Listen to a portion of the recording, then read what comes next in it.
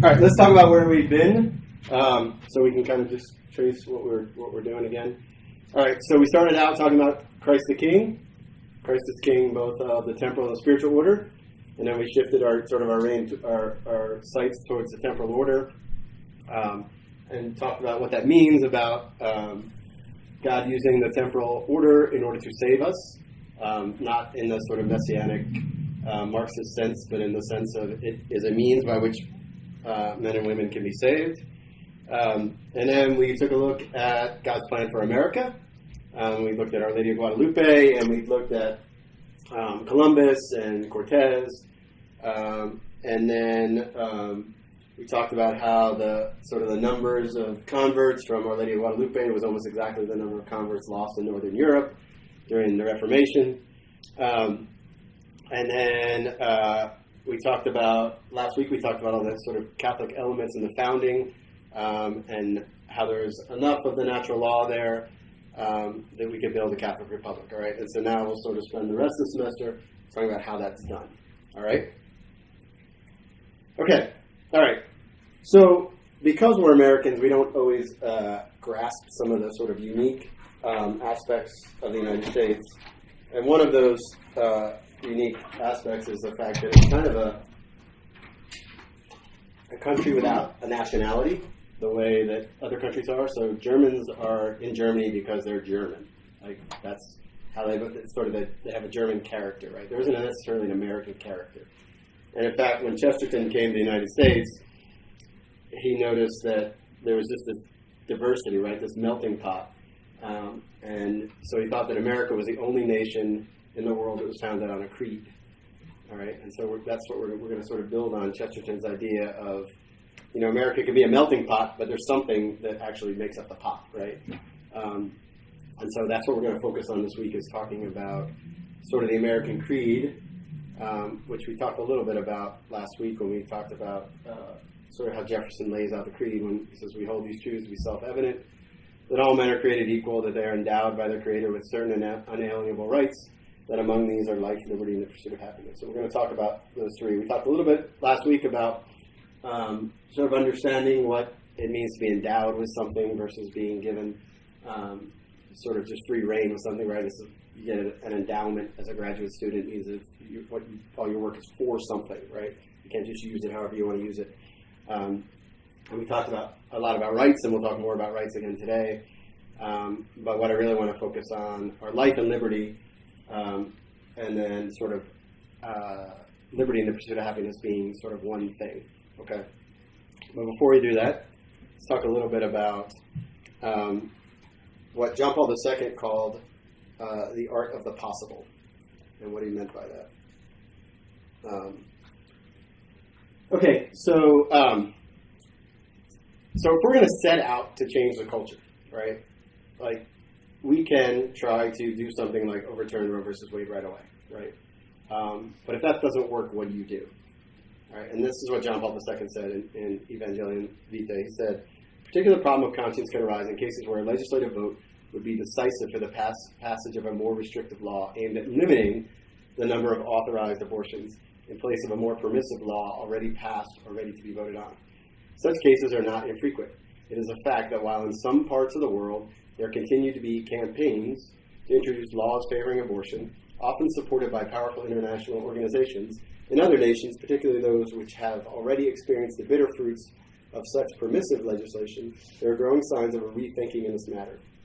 In a case like the one just mentioned, when it is not possible to overturn or completely abrogate a pro-abortion law, an elected official whose absolute personal opposition to procured abortion was well known could licitly support proposals aimed at limiting the harm done by such a law and at lessening its negative consequences at the level of the general opinion and public morality.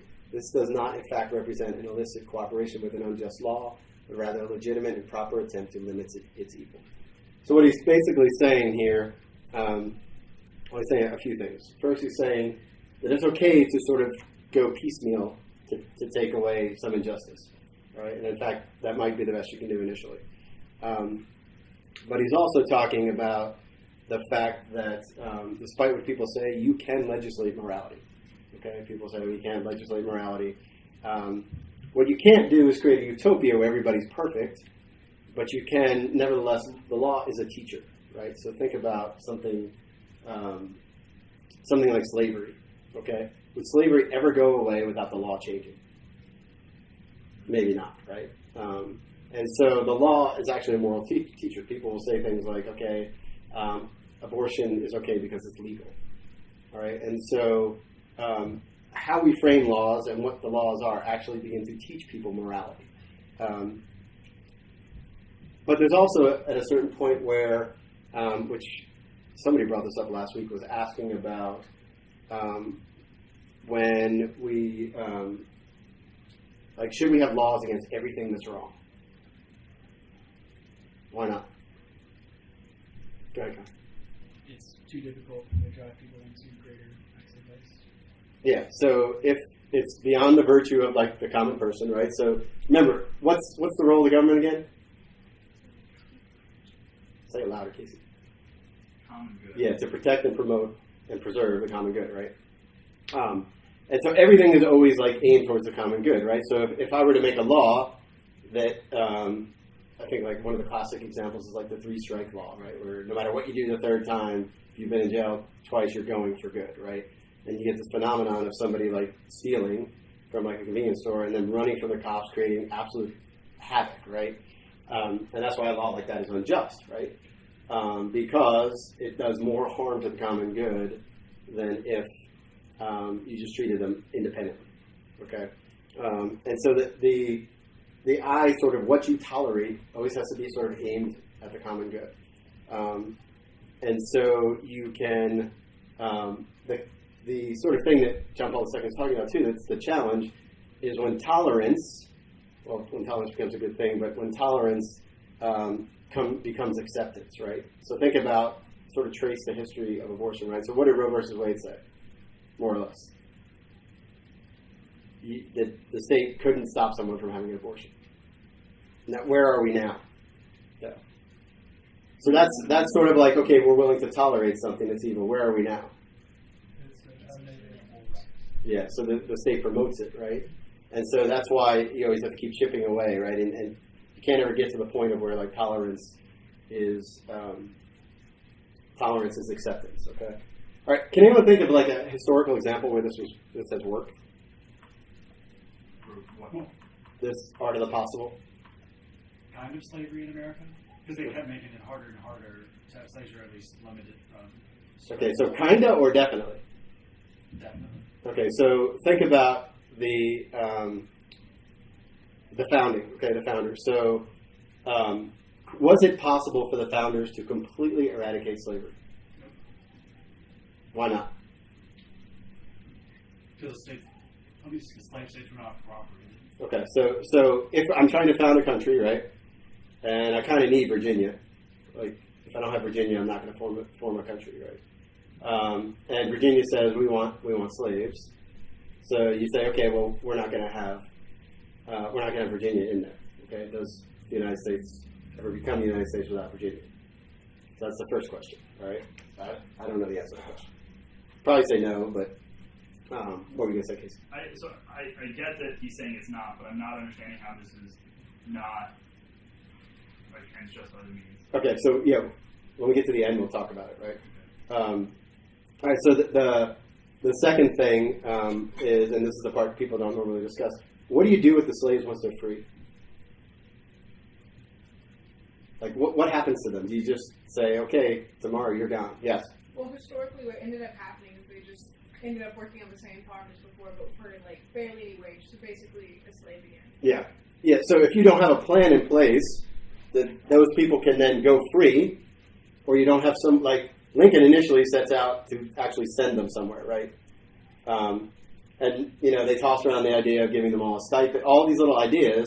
Well, the United States, when it was founded, didn't have the opportunity to give money to slaves, right? And so there's a danger of making the slaves' lives actually worse, right? Which in some respects happened. So what did they do? Well, they began to chip away at it, right? So one of the things they did was they said, okay, we won't touch the question for 20 years, all right? And then when the 20 years was up, they said, okay, no more importing slaves. All right? They put a foundation in place, right? All men are created equal.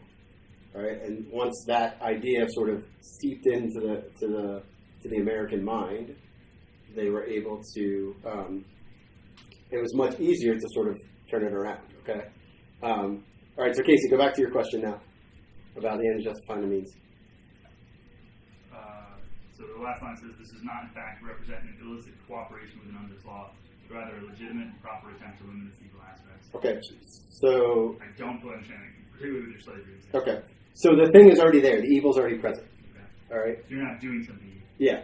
What you're trying to do is limit the effect of the evil as it, like, currently exists. So an example that comes to mind that I feel like would be wrong would be like I don't remember what it's called, but like people trying to like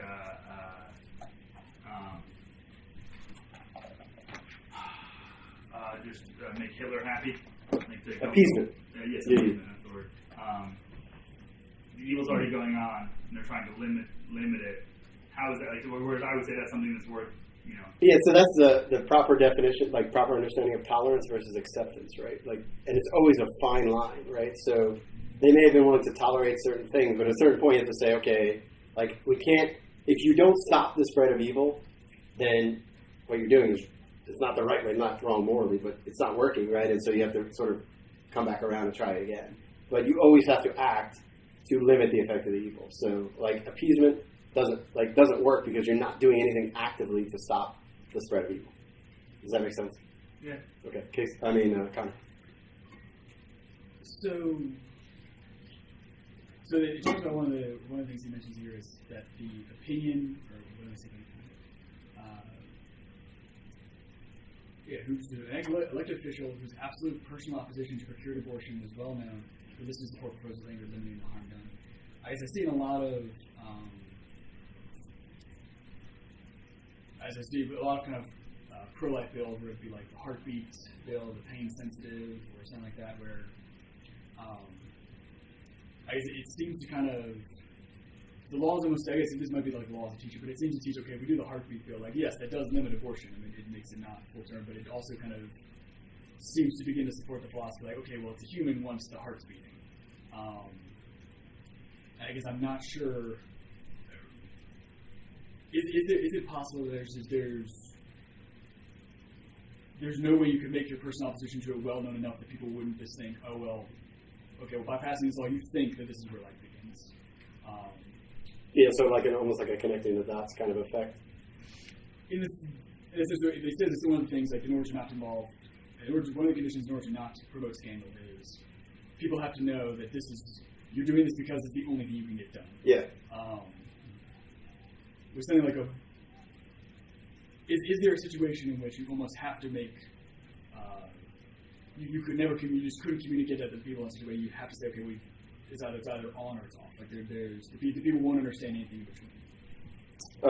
Yeah, I mean, you could think of, I can't think of any, I mean, if you guys think of an example now, but where it's sort of nebulous what you actually are doing by something, right? Like is it a stand for it or a stand against it, right? So in those cases, yeah, like that's not sufficient, and it's also not clear what you're trying to do. But I think your actions have to be clear enough of what you're trying to do, right? So like the pain-sensitive bill that was in the Senate this past week or whatever that didn't get passed was, I mean, it's very clear what they're really trying to say, right? Like human beings in pain, we need to do something that doesn't cause more pain for them or whatever, right?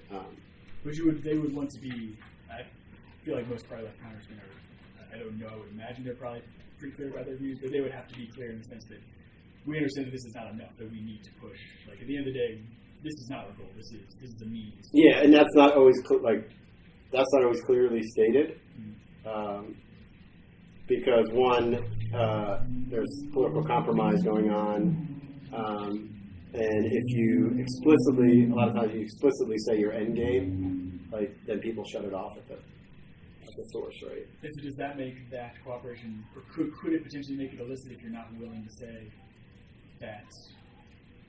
Because if you provide the perception, you're like, okay, well, yeah, we're happy with the pain sensitive, but that's really what we want. Yeah, I mean, and how you would convey that is like if you did that and then didn't do anything, try to do anything more, then that would convey that, right? But I don't think you necessarily have to come out and say clearly, like, I'm opposed to abortion, so therefore it's this. Yes.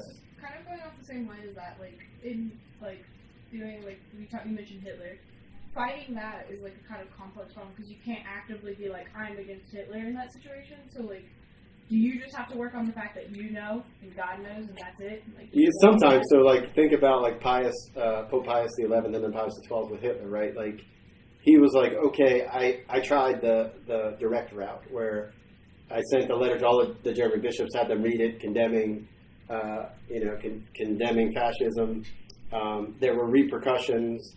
So what I'm going to do then is work behind the scenes, and I'm going to save as many Jews as I possibly can.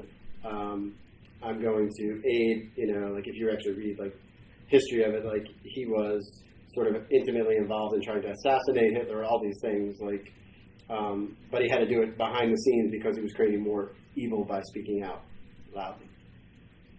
All right, so is this kind of clear, like this idea of the art of the possible? So we just have to keep the ball moving and keep chipping away at things, and it's okay to do that. All right. So let's go to our creed. Let's talk a little bit about. Here's my question for you. I know you guys love when I throw up a word that everybody knows the meaning of that nobody can actually define. So here's one. What is liberty? Yes, Connor. In the sense that they used it in the sense that we ought to use it. Well, there's nothing wrong with the way they used it per se, right? So they're saying, like, I think, again, people argue this, I think liberty and the pursuit of happiness is really liberty for the pursuit of happiness. Right? So remember we talked about pursuit of happiness is really about, like, fulfilling your human nature, living a virtuous life. And so it's liberty for the pursuit of happiness. I don't know that they've necessarily used the term wrongly, but I'm certainly, if you have an idea, then... Well, I would say, like, we would define liberty kind of in the idea of a virtuous life, like the ability to do what you ought to do. Or at least, I don't know about what they would have defined. I feel like most people would probably read, in those two, would probably read the ability to do what I want to do, and pursuit of happiness might read more the ability to do, similarly, the ability to do what I want to do that I think will make me happy. Okay. Is it like a freedom from or a freedom for thing? What's the difference between liberty and freedom? Are they just synonyms, or is there something more?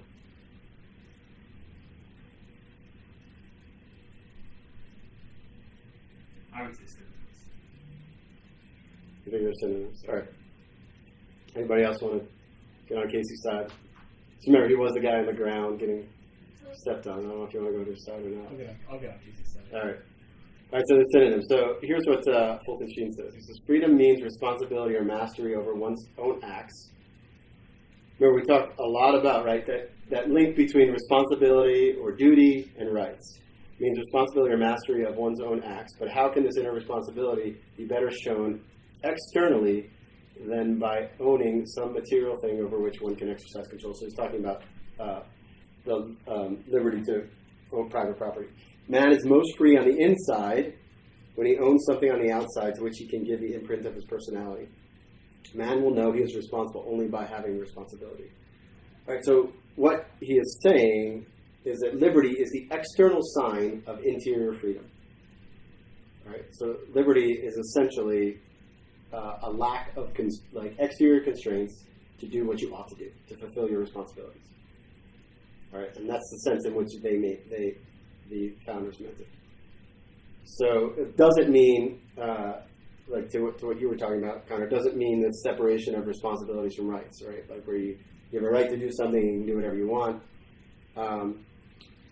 It simply just means that there's no external impediment to exercising your freedom to do what you ought.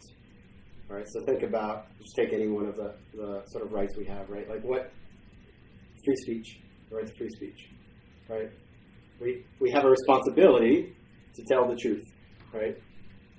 And so in order to do that, we have to not have any external constraints in place in order to stop us from doing it. Yes? can you break or just kind of open up the man is most free on the inside when he owns something on the outside to which he can give the imprint of his personality? Yeah, so we'll talk more about this. I kind of threw it out there as a kind of a teaser for private property. But what he's saying is that what he's trying to get at, which we can talk a little bit about, there's a modern tendency to give away freedom for like stability or protection or security. And what he's actually saying is that only when you're free are you secure. So he's saying like the man who owns private property or owns his own things doesn't depend on anyone else, and only then is he free. So it's when you have liberty to do things that you're actually free, and that only then are you actually also secure.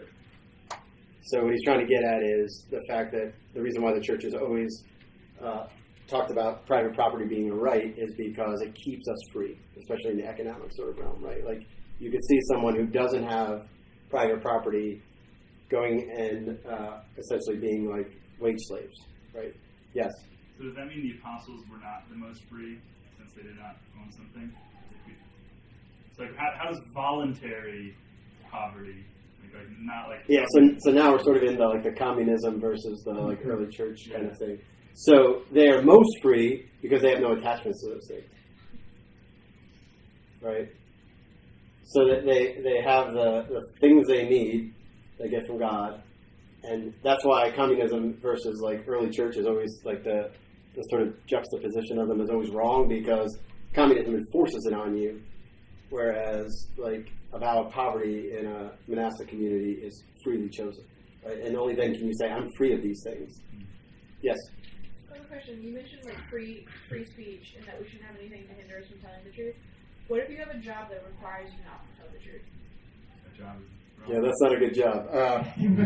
I guess it depends on what you mean by like you have to Undercover cop. like constantly lie, or just you can't tell people stuff. You bit of both. That's like, I know it's like a weird statement to make, but like Yeah, there are jobs that exist. So like the morality of being a spy, for example, right? Yeah, that's what I'm basically asking you. Yeah. Yeah, I would say that. Can you be a good Catholic and be a spy? The whole assassination thing, I'm also kind of curious. Can we assassinate people? Yeah, that would be like tried to assassinate Hitler. at what point? Again, that doesn't say it's right. So, in the government, if you have a government job, you have to sign off papers and you have to go through this thing of like, are you willing to kill your family and to lie to them enough in order to learn this information? Is that, like, as a Catholic, should you deny those rights? Like, should you say, I cannot do this? Yeah. Okay. I'm just asking, because, Yeah. like, Yeah, I mean, there's ways like that. Like the Vatican had spies, like especially during World War II. And, you know, the Vatican had spies. There's ways to be a spy that don't actually have to lie. no, like, I agree with that. I'm just Yeah, asking. yeah, but something that's like I will kill my family before I like anyone asks you to kill your family. It's probably not like. No, but, like, Yeah. it's an actual genuine question that is asked before you, like, are you willing to allow your family to die before you give out this information? Do you put that on your resume? Like, you know what? Like in a job interview, you're like, look, I totally would be willing to kill my kids. I know it's like a ridiculous question, but it's just something like, because like growing up around military special ops, that's a thing that they have to commit. Yeah, there's a lot of like, I mean, they do. It'd be good if like Stephen Hinkle was here, right? Like, he would send me stuff, and he'd be like, "Look, I learned this in like military ethics, and I hope he listens to this, by the way." And he's like, and they're like, they show movie clips, and they show like something somebody would do. Like one of them he showed me was from I forget the name of the movie. It had like Nicole Kidman and George Clooney in it, and there's a scene where like the guy's ordering him to shoot the hostage so that they can shoot the terrorist, right? And he's like, well, the professor said you could do that. He's like, Yeah. Is that really true? And the answer was no, right? And we're actually talking about like why you can't do that a little further on when we talk about like proportionality of ends and means. And but yeah, I mean, it takes like if you were to ask him, I'm sure he would say it's hard to navigate some of those things, right? And to keep your moral compass. Yeah, because that was basically my dad's job, and he struggled with that. Yeah, of course. I mean, that would be really, really hard, right? And then to have to make a split decision in a moment like that would not be that would be really difficult. But yeah, I would say any job that says you may have to kill your family, probably not one you want to go for. Yes, Connor. But you guys continuing, like, Thomas's line is just wrong. Period. Like there's no justification. There's no way you could ever lie that would be permissible. Yeah. So lying is always and everywhere wrong. Okay. Yeah. And therefore, like undercover cops, insofar as they must lie, or insofar as lying could potentially be required for their job, or just Yes. Always never wrong. Yes. Yeah. But again, there are ways around that, right? Like in which you don't have to we always use the classic example of Athanasius, right? Where they're like looking for him, and he's like, "Have you seen Athanasius?" He's like, "Yeah, I saw him over there," right? And he really did see him over there, but that's not really could be interpreted in many different ways. So I like that when recently the Bishop of Milan was hiding Jews in his bishop's palace, and when the Nazis came, he threw the doors open wide and said, "I'm sure you won't find any Jews here." yeah. Yeah, and some of that is just like when you do the right thing, like you have to be willing to suffer for doing something like that's good, right? Like that's just the reality of it. Yes, Con. No, I've spoken about that with someone before about like just the line being kind of absolute prohibition on lying, and I think you can reason to it. You can reason to it in the sense, okay, it's wrong. Just as a moral person can do anything wrong. But it's way easier to believe it, or way easier to act on it. It's not quite as repulsive to because like the example with the Jews, a lot of people would say, I wouldn't, if the Nazi knocks at the door and says, "Are you hiding Jews in your house?" I either say yes, in which they die, or I say no, and I lie, and then they survive. Or you just don't answer. Or you say, but in that case, like. You just stand there, just don't say anything. They're probably going to be like, how about the women? I'm not sure.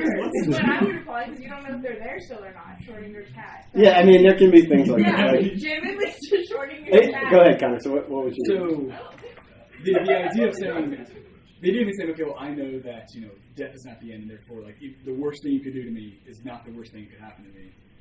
It's a lot easier for me to say, okay, well, I'll just never lie, versus naturally reasoning that seems very, it seems very difficult and very much someone just wouldn't likely. Is there a way to explain it? Yeah, so from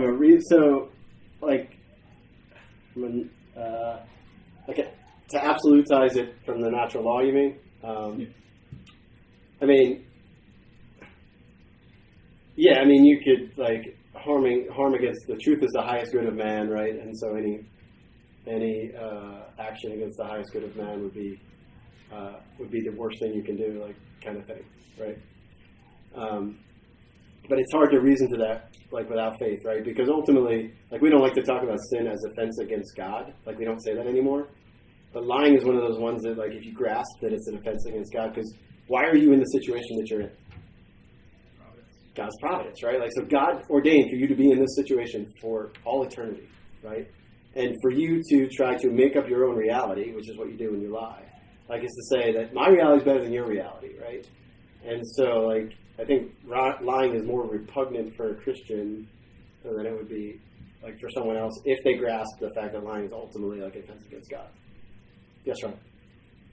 Not to spend too much more time with him than undercover copying, but I guess there are some things that you can kind of pull off and be clever about. But for something like establishing a cover story, I'm not going to go up and say, "Hi, yeah, I'm Ryan. That's what I do." I'm like, "Oh, biochem at state." That's the truth. But that's not what I want the person to know. So I'd have to be like, "Oh, I'm Cheryl." Yeah, so there are this would be a long this would probably be a whole class of how to avoid lying as an undercover cop.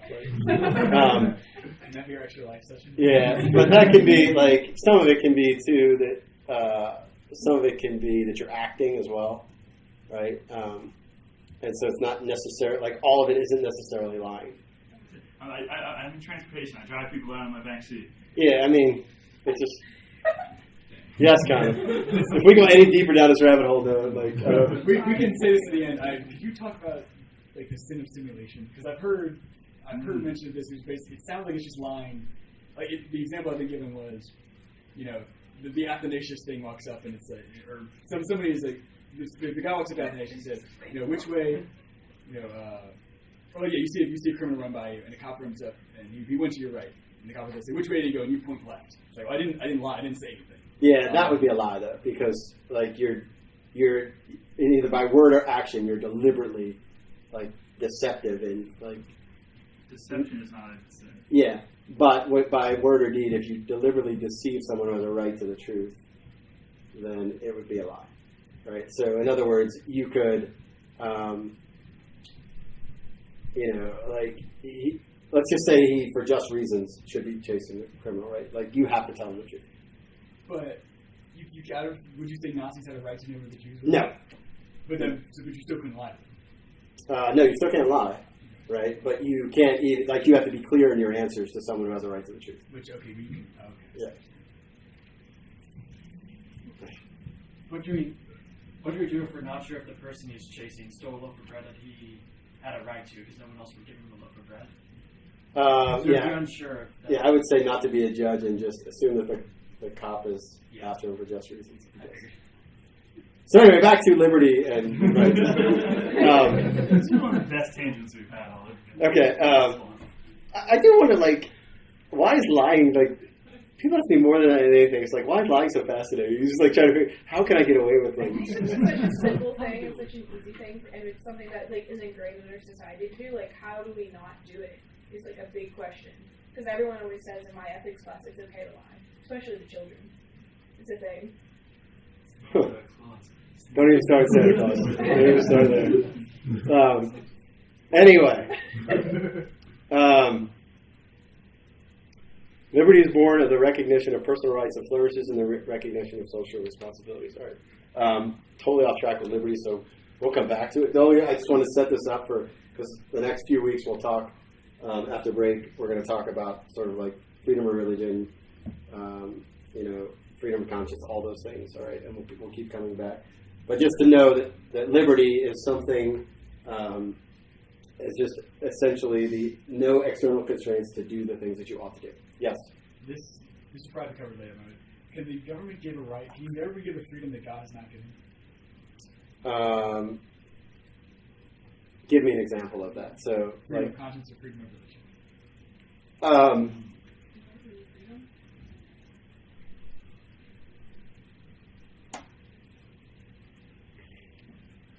I'll hold that. That is a total rabbit hole if we yeah. Okay. All right. So what I want to do is talk a little bit about navigating. We're going to talk a lot about abortion to sort of help us, because this is the big issue. So why does the church care so much about abortion? Killing babies is a very big deal. Okay. Babies are part of our religion. That's a classic on Keegan. Say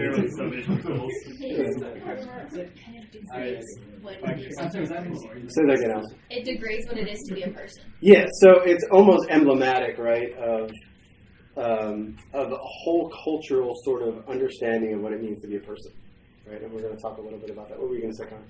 I'll be slightly controversial and say they don't want babies to go to limbo. Oh, yeah. Go ahead. Kind of like what Allison said, that's how if you can kill a kid, why can't you kill a whole full-grown adult? Yeah, and we're going to see where that comes up, right? It's a slippery slope kind of idea. So, if you're killing children that you can deem as not human, can you say then that someone who can't think for themselves, like a baby, that's a person, should you kill them too? Are they just a waste of space or not? How many of you heard about, again, another sort of piece of legislation this past week that didn't pass? Was the Born Alive. Yeah. And the argument is that a fetus that has been born, this is the exact language, the argument, a fetus that has been born doesn't have a right to life. Wait, who used that argument? Oh, that, if you read, that's the tagline, sort of that was literally in the New York Times. A fetus that has been born does not have the right to life. I know they don't. They just have to ask for clarification. Are they able to clarify the difference between a fetus that has been born and... Well, I used to think that a fetus was the thing inside the womb, and that we called it a baby when it was born. But apparently, a fetus can still be a fetus when it's born. Which makes no sense. Yeah. So then, the verbal gymnastics part is really. Yeah, find that. I'm pretty sure it's the New York Times. The people arguing against that bill, though, didn't I didn't hear a lot of that. I heard more. you're going to, force a doctor to, A, this isn't an issue, like this doesn't happen a lot, and B, you're going to force the doctor to take care of a, miscarried, dying baby instead of taking the mom. Those are the arguments I heard, but I didn't hear. Okay. All right, so let's talk a little bit about, so how do we sort of penetrate through all of this, right? And I think it comes down to one thing. Every discussion you have about abortion, every time you talk about it, you got to steer it in one direction, okay? So imagine for a second that somebody comes in, runs in the room and says to you, "Can I kill it?" Right? Can I kill it? What's your first question? What is it, right? Like, ultimately, that is the question, right? Like, is it your next door neighbor? Is it a roach? What is it? Is it your little brother? Like, so the it is what I want to sort of get at, right? So if you can show that it's a person, then the sort of the legal rights take over, okay? And this is exactly what Roe versus Wade said. If the suggestion of personhood of the preborn is established, the abortion case, of course, collapses. For the fetus's right to life is then guaranteed specifically by the 14th Amendment. All right. So this is the winning side. This is what Roe v. Wade said. Yeah. So they essentially, like, the question is, what is it? Okay. And so let's talk a little bit about how to talk about what is it. Okay. The good thing about this is that it's not really even a religious argument. It's really a scientific argument. So do you guys know who Dr. Bernard Nathanson was? Okay, so Dr. Bernard Nathanson was one of the co-founders, I think, of NARAL. And he said he was probably responsible for 35,000 abortions in his life. But he was also became a Catholic convert. And have you guys ever heard of the movie Silent Scream?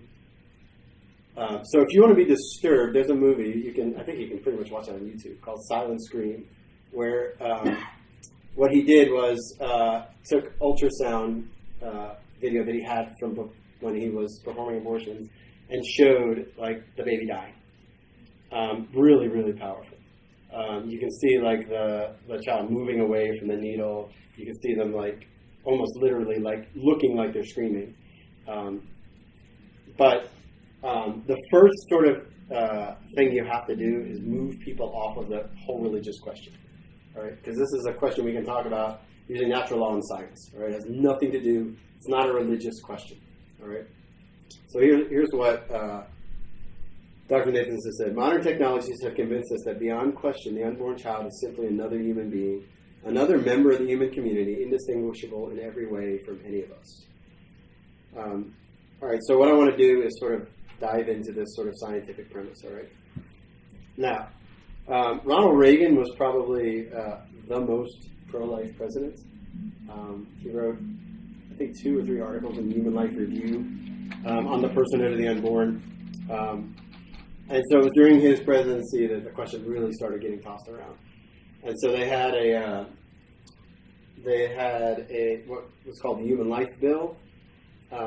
And here's what their report said. Physicians, biologists, and other scientists agree that conception marks the beginning of the life of a human being, a being that is alive and is a member of the human species. There's overwhelming agreement on the point in countless medical, biological, and scientific writings. Of course, the church says the same thing. Conception is the beginning. From the time that the ovum is fertilized, a life is begun, which is neither that of the father nor of the mother. It is rather the life of a new human being with his own growth. It would never be made human if it were not human already. Modern genetic science brings valuable confirmation. It has demonstrated that from the first instance, there is established the program of what this living being will be, a man. All right, so let's talk a little bit about how we can sort of talk about this simply. All right, so there's 2 premises, all right? First of all, it's not a fertilized egg.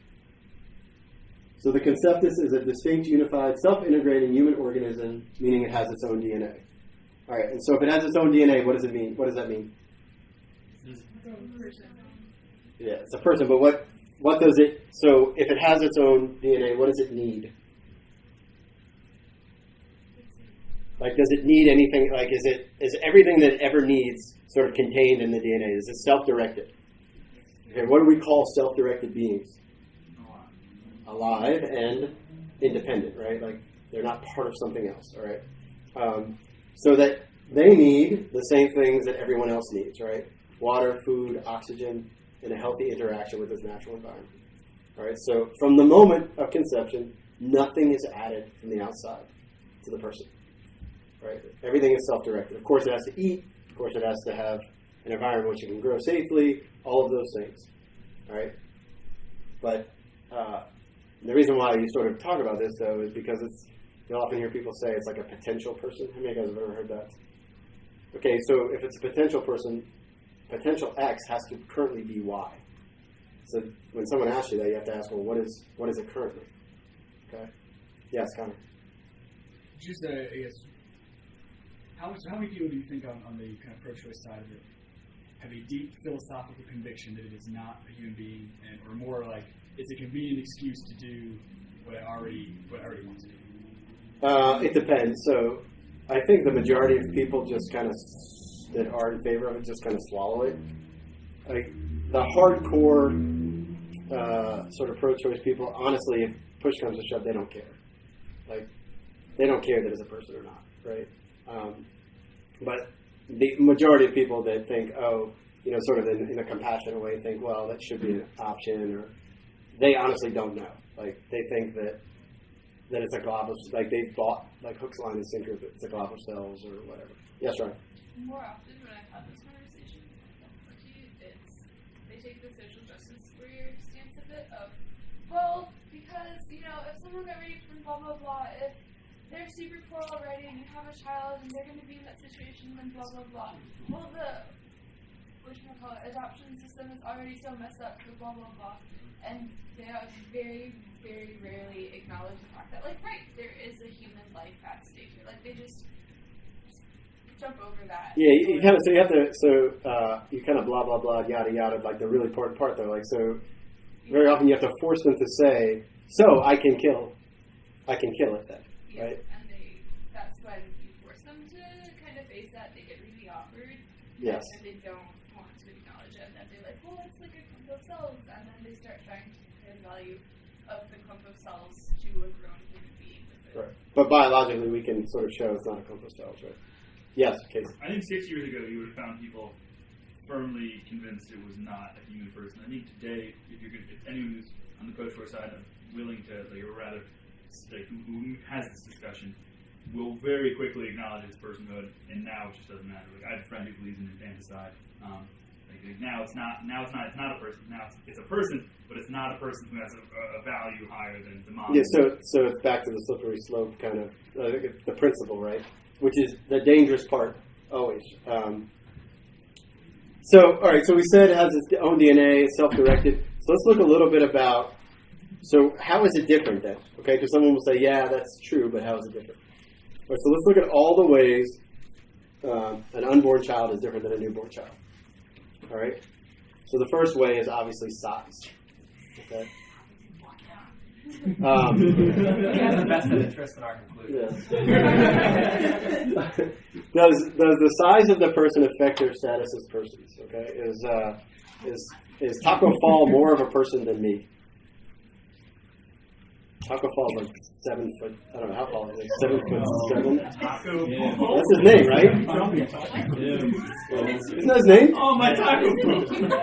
No, it's his basketball player. It's like 7'7". What is it? His name. Okay, let me find someone who's gigantic. Is Goliath? Giant. Is Goliath more of a person than David? Is that better? Okay, that is a much better analogy. Yeah. Sorry. I remember last year I used a weightlifting example, and all of you looked like they were like cross-eyed. I was like, I'm going to use those again. Yeah, I got to know my crowd. All right. Is some NBA player that's taller than me, more of a person than me? 60% of the guys in this room, though. Dude, Casey, man, you are pushing it today. That's why you were standing on his head. Yeah, that's really wild. All right, you know what, though? No, here's the problem, though. I am so short I can't see over the computer to answer any more of your questions. Done. All right, so we all agree that size has nothing to do with it, right? So the difference in size, thanks, Casey. How about the level of development? All right, so they're different on the level of development. And anywhere else do we see the level of development mattering? All right, so is a 7-year-old more of a person than a 2-year-old? Okay. How about the environment? Does it matter where someone is? Does it matter whether they are in Jamaica or in this room? Right, still a person. What about their degree of dependency? Does the fact that one is dependent on others for survival determine their personhood? Right, so this is one of those ones that people will maybe balk at. Is there any difference between a healthy 18-year-old and someone who's on dialysis? Any moral difference? No. Right. So, are there any other differences between the person in the womb versus the person outside of the womb? Yes. Maybe just to go with number 2, like the ability to feel pain and also brain activity. Okay. Which should probably go into 2 as well. Whether your organs are inside or outside of you. All right. So we'll come back to that. So when we get to the definition of a person, so I'm going to have you guys define it first. Start working on it. Did you have a question, Casey? Because Connor has his hand up. Connor, what's your question? So I guess I have a question and I have a comment on what Andrew's going to say, which I might be jumping ahead of one. But is there any of these? I mean, I think we all are going to agree that these things do not affect the moral status of a child in the womb. Is there one that tends to be challenged more than others? If you listen to say number 2. Yeah, I would say it's either 2 or 4. I think I would agree. Allison said 4, and I would say 4 also. Go ahead. Yeah, the argument that they make, especially at the college, is that they're just parasites that live off of you. So if they're living off of Allison, don't make that face. So if they're living off of you, you have a right to say whether or not they should live since they depend upon you. Okay, so how do you respond to that? Why don't your parents kill you? I mean, yeah, that would be my response. I'm like, so then why don't your parents just want to kill you? And then their response typically back to that is, well, they could have if they wanted. And that's a little disturbing, but... So, most of our society is disturbed. So. Does that admit that they're alive and just deny the fact that they're human? Yeah, so remember, we're trying to get at showing that they're... not alive. Yeah, so the parasite thing obviously doesn't work. That doesn't hold. So the classic sort of argument is a woman wakes up and she's hooked up to another person and has to keep them alive for 9 months or whatever. What's wrong with that argument? That's not how it works. Yeah, that's not how it works. But what's the other problem with it, which is missing in the whole thing? It's not natural. It's not a well, whose fault is it that the child is there? That's not good. That would immediately Yeah, bring you rape can't use that. into that. Yeah, so we're going to get to the rape thing in just a second. The extraordinary needs would then be the... Let's just say in the ordinary sense, right, where the exception isn't the rule. I think whether or not it's your fault or not, I think at the end of the day it comes down to the way that a pregnancy, the way that you carry a child, you are designed to do that. Whether or not that's what you're designed to do. And if you're designed to do it, then it's no longer considered a parasite. When a parasite attaches onto it, that animal is not designed to care for them. You are designed to care for them. Yes. So The parasite thing doesn't define it as being a parasite. Certainly doesn't fly. All right, so we're going to come back to the level of development degree of dependency when we get to it, and I'm going to let Casey ask the question. No, I was talking about you. I was actually waiting for violence argument. So Okay, yeah, we'll get to the rape and incest argument. Yes, Connor. So on to Andrew's point about brain development.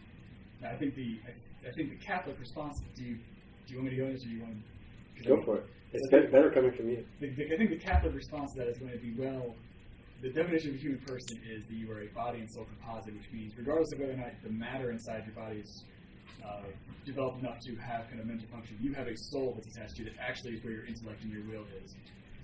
While Aristotle would probably say that you can naturally reason to the soul, most in our society, I think, would at least might deny the existence of a soul and say that it's more of a matter of faith. And only human intellect exists inside your matter. Okay. Sorry, there were two. girls passing by and they stop to look at them. Visual slides. All right, so let's look at the sort of the argument from skepticism. Okay, first of all, that we can't know what it is.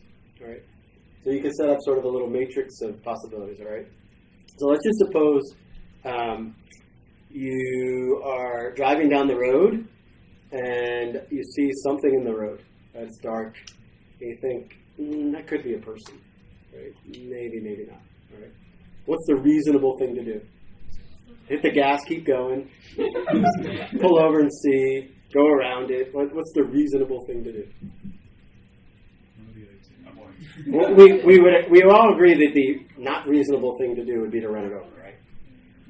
All right, so that's our sort of down in the bottom left-hand corner, in the bottom right-hand corner, and in the top left-hand corner. So if we don't know what it is, and we still run it over and we think it could be a person, that's pretty negligent, right? All right, so if I say to you, like, that could be a person, and you kill it anyway, at the very least, if you're right, you're still sort of negligent, right? You just didn't care. All right, so what happens if it is a person?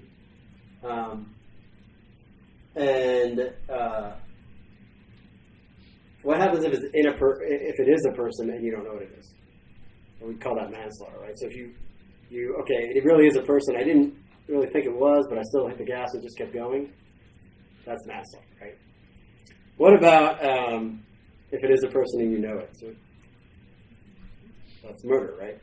And what about if it is not a person and you know that?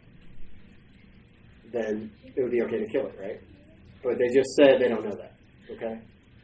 Do you guys sort of follow what we're doing here? What's the answer? I don't know. I have no idea. No idea why that asked. Maybe Did you not? fat fingers. I probably did, but it's probably fat fingers.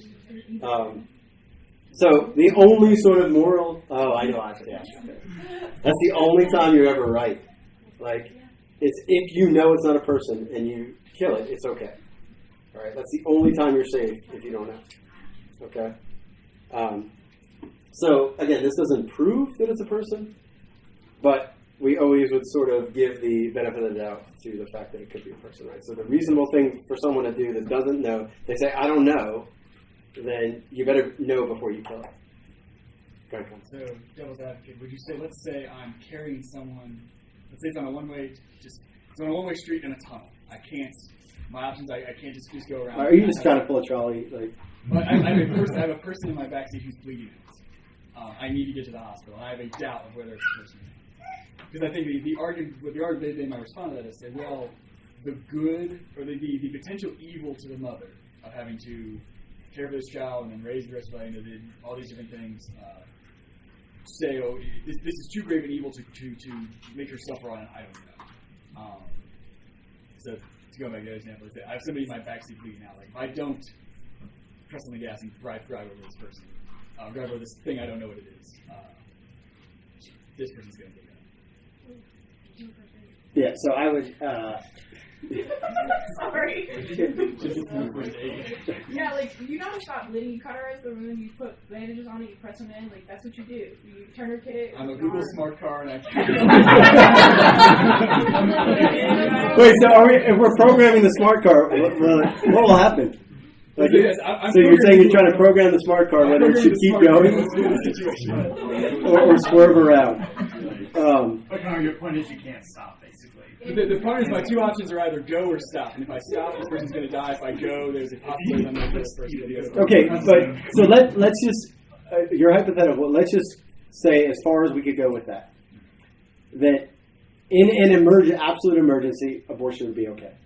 That's the best you could do with that. Now, I'm not saying that's true, but I'm just saying if someone were to say that, like give that as an example, that's the best they can do is to say, yeah, in an emergency, like where the mother is absolutely going to die, then abortion would be okay. My point would be, it's like if you have to stop, because I think she's not bleeding out. It's just going to be inconvenient for the period of time that you have to stop before you can cross the road. Because the reason why I say that is because like what they're really trying to argue for is take an exception and give like the exception be the rule, where they get abortion on demand from this like this rare case where somebody's life isn't. I don't think he was saying the mother's life was in danger. He was more equating someone bleeding out in his backseat to just pregnancy in general. So I'm saying burden of the a child. significant evil. That they would probably say, okay, well, this is a significant evil. Therefore, the mother, why would we make her suffer this significant evil?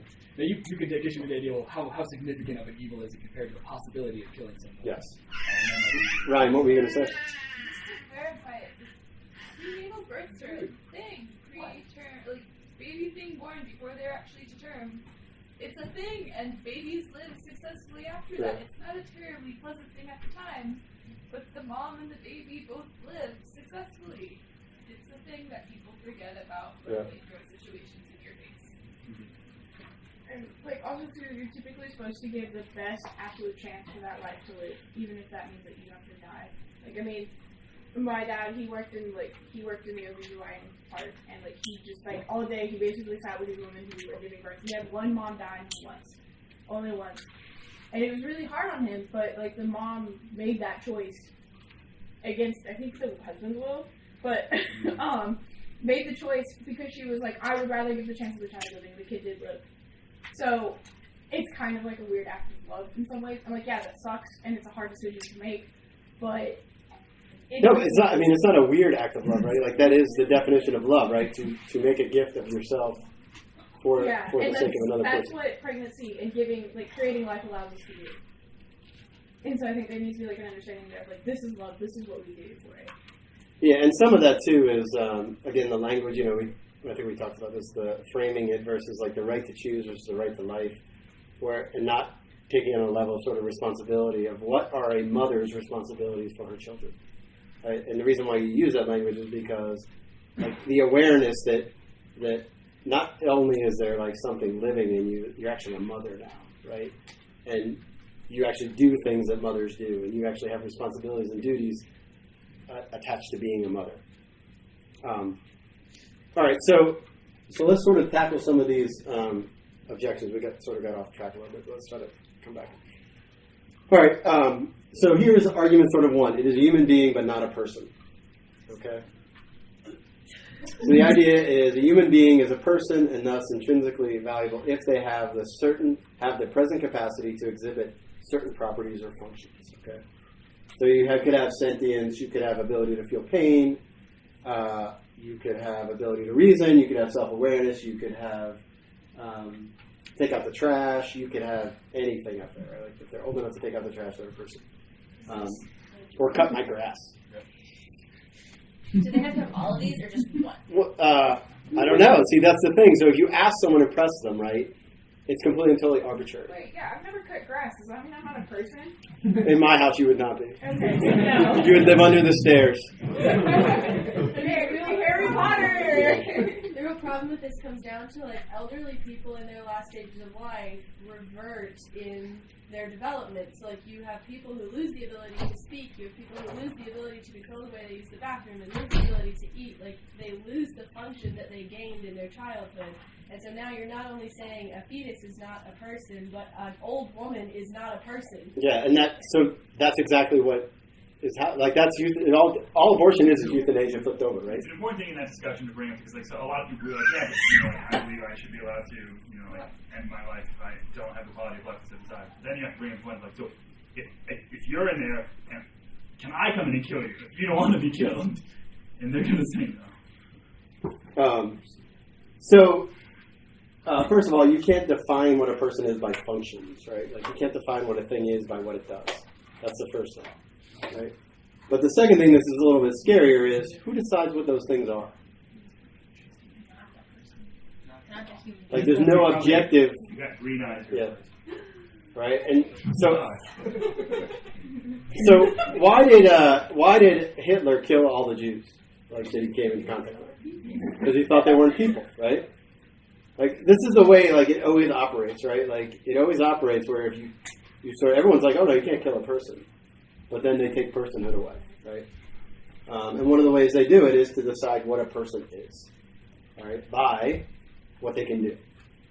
So with this premise, it would be okay to kill a human being, but not okay to kill a person. Yeah. Yes. So some people will say it's a human being, but not a person. if they can't do this thing. So in other words, they're going, oh yeah, it has human DNA, it has to be human, it's not something else. It's clearly...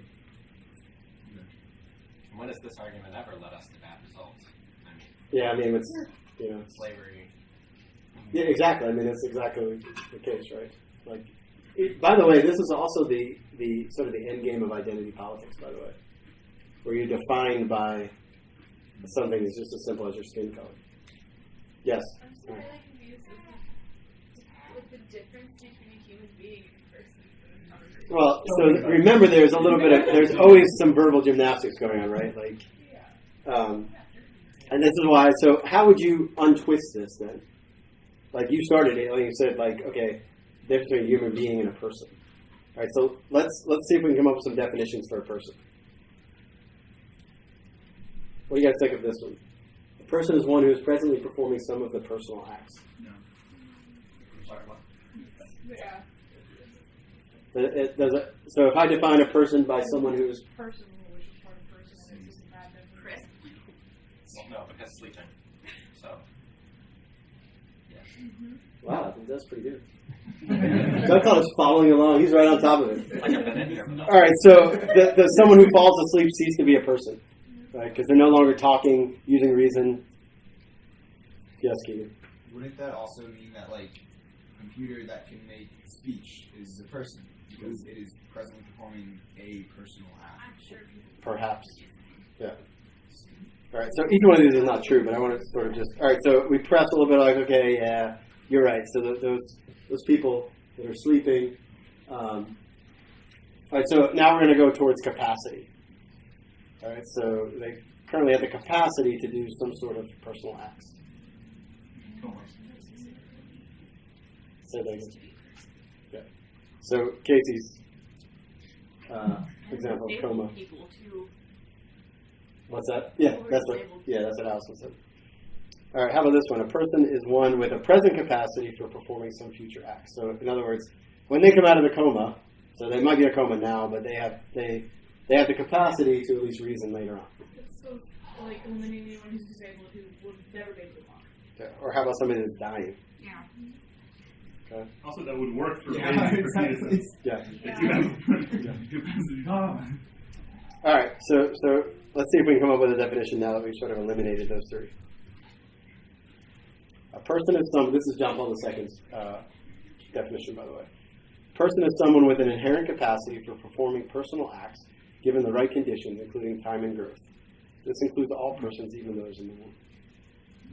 All right, why can a child in the womb, why will they grow up to be somebody who can reason? Because they have an inherent capacity to do that, right? Right? Might they never reach that capacity? No, right? So the link is to its inherent capacity, not to whether they're actually exercising something. Can you define inherent? This thing natural, like by. Does that mean like no cyborg will ever be a person? Right.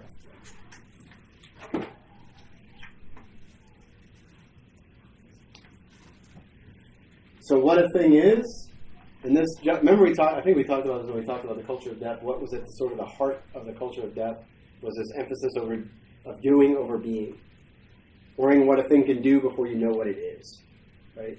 And so doing follows from what a thing is, right? It doesn't define what a thing is, okay? All right, so let's look at some other arguments. Ooh, this is a great one. All right, so personhood begins at viability. So how would you talk about this? Go ahead. Casey, I've never seen you so excited. People have talked about this one before. The idea of like, so a child in 1940 at 6 months is not viable, but a child today at 6 months is, which is a fine argument. Even better is a child in West Virginia in the rural is not viable at 6 months. But in New York City, or actually I'm picking a random number. At 6 months, they are viable. So how in the world could location impact? All right, so we're back to my sled, right? Explain, Casey. So, like, what is your definition of viability? Yeah, because matching mine. So like the idea that depending on the technology you have is going to depend whether or not you're viable. Okay. So in West Virginia, you're not Viable going to just meaning that if you're born, you'll survive. Okay. Yeah. But yeah, I How mean, did I you would say define that would be the viability? place to start the argument. So how do you define viability? That's what I was And trying it's to like, figure out. so if you're just saying that it's the ability to survive when you're born, well, that just means that you're able to survive under certain situations. Yeah. But I'm not viable if I stop eating. So, That doesn't make you any less. and yeah, like, so it's just like, We all know you're a cyborg, so that's Anthony Right. would not survive without me, so yeah. All right, so are we clear on the sort of the viability? Because this is the sort of the big one, right? When a personhood depend on something as accidental as available technology. Okay. What about at birth? you hear C-section maybe? Okay, we'll count C-section babies as birth. We won't split those. Extraction dish.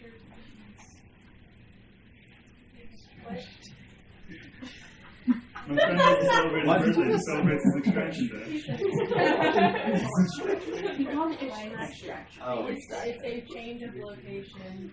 A child stops developing at a certain point in the 9 months, and it is prepared for life between like week 30, whatever, and week 40. Yeah, Doesn't so matter. we go back to again our sled, right? So we said, like, does location have any change in moral status? Does something magical happen when a baby passes through the birth canal and comes out? It is What coated with a microbiome from the mother. is that the magical? C-section. That's the magical thing that happens. It's pretty. All right, let's talk about the hard cases. Okay. All right, we'll start with the rape and incest.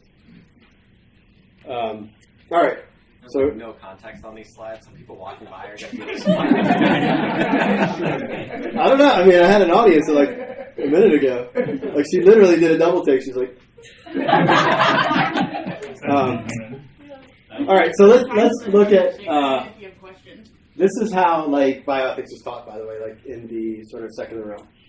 It is argued that in these tragic cases, talking about rape and incest, the great value of the mental health of a woman who becomes pregnant as a result of rape or incest can best be safeguarded by abortion.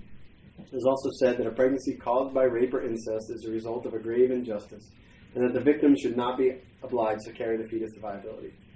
This would keep reminding her for 9 months of the violence committed against her and would just increase her mental anguish. It is reasoned that the value of the woman's mental health is greater than the value of the fetus. In addition, it is maintained that the fetus is an aggressor against the woman's integrity and personal life. It is only just and morally defensible to repel an aggressor, even by killing him, if that is the only way to defend personal and human values. It is concluded then that abortion is justified in these cases. What's wrong with this argument? him? But by killing him? You can't punish someone for someone else's crimes. Okay, so all right, so let's talk just in general too. Remember, I think we already touched on this. The fact that this is used usually as a smokescreen, where what people are trying to argue for is abortion on demand. So very often, if people are stuck on this, just simply say, "Okay, I'll give you those," and then make them talk about abortion. Huh? Is that a lie? I'll give it to, I mean, I'm willing to concede it for right now. I didn't say I would give it to him permanently. I just because the question is, why are you voting for laws that allow it in more than these cases? yeah. So, Yeah, I was gonna say, so we agree that the other 98% of cases should be Right, and so this is why, like, even like pro-life politicians will often allow for, like, tolerate the rape and incest sort of exception to things. Because they're hoping it'll allow them to get through and restrict it. Yes, yeah, because it's less than 2% of like abortions that are performed are actually performed on people who have been raped or victims of incest, which is obviously way more than there should be. But the point is that if you could eliminate 98% of abortions, then you should do it. Okay. All right. So that there's the smokescreen sort of aspect, right? What else is wrong with this argument? Casey, go back to what you were saying. You cannot punish someone for someone else's crimes. Like if I, shoot someone can't imprison Keegan for the rest of his life. I think I shared this story with you guys before about going to see the movie Just Mercy. You guys have seen it? I read the book. Yeah, so there's a movie Just Mercy. It's about a guy who's wrongfully accused, put on death row, and eventually gets out. Not to ruin it for you, but it would have been really anticlimactic if at the end it's like he's sitting in the electric chair.